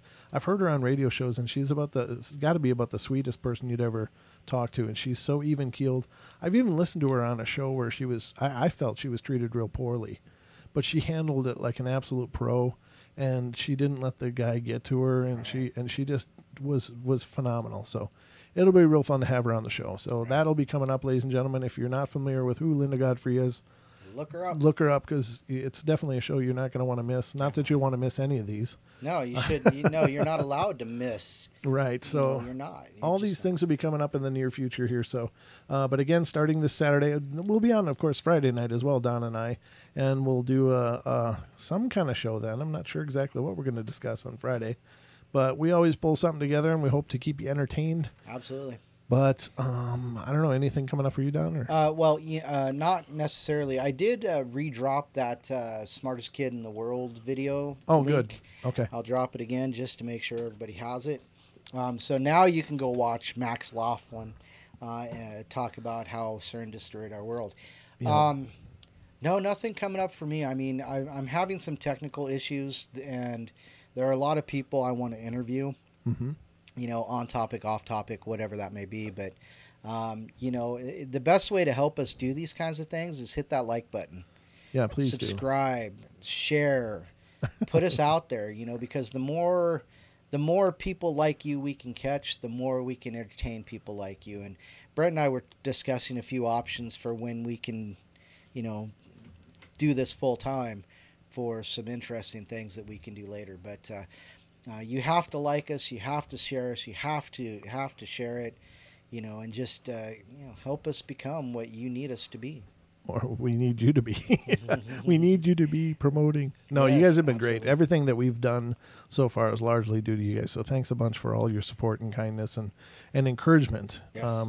Yes. Even though we got a dislike tonight, I don't know why. Paranormal Portal Radio at gmail.com. Yeah, let us know. Let us know if there's a complaint, because the dislikes don't tell us anything. It just means someone could be having a bad day. Someone might have had a bad feed for some reason, or they didn't like the show. And granted, I it's just nothing you can do, I suppose. Yeah. But if we don't know what you don't like, we can't help you like us. Well, I mean, please like us.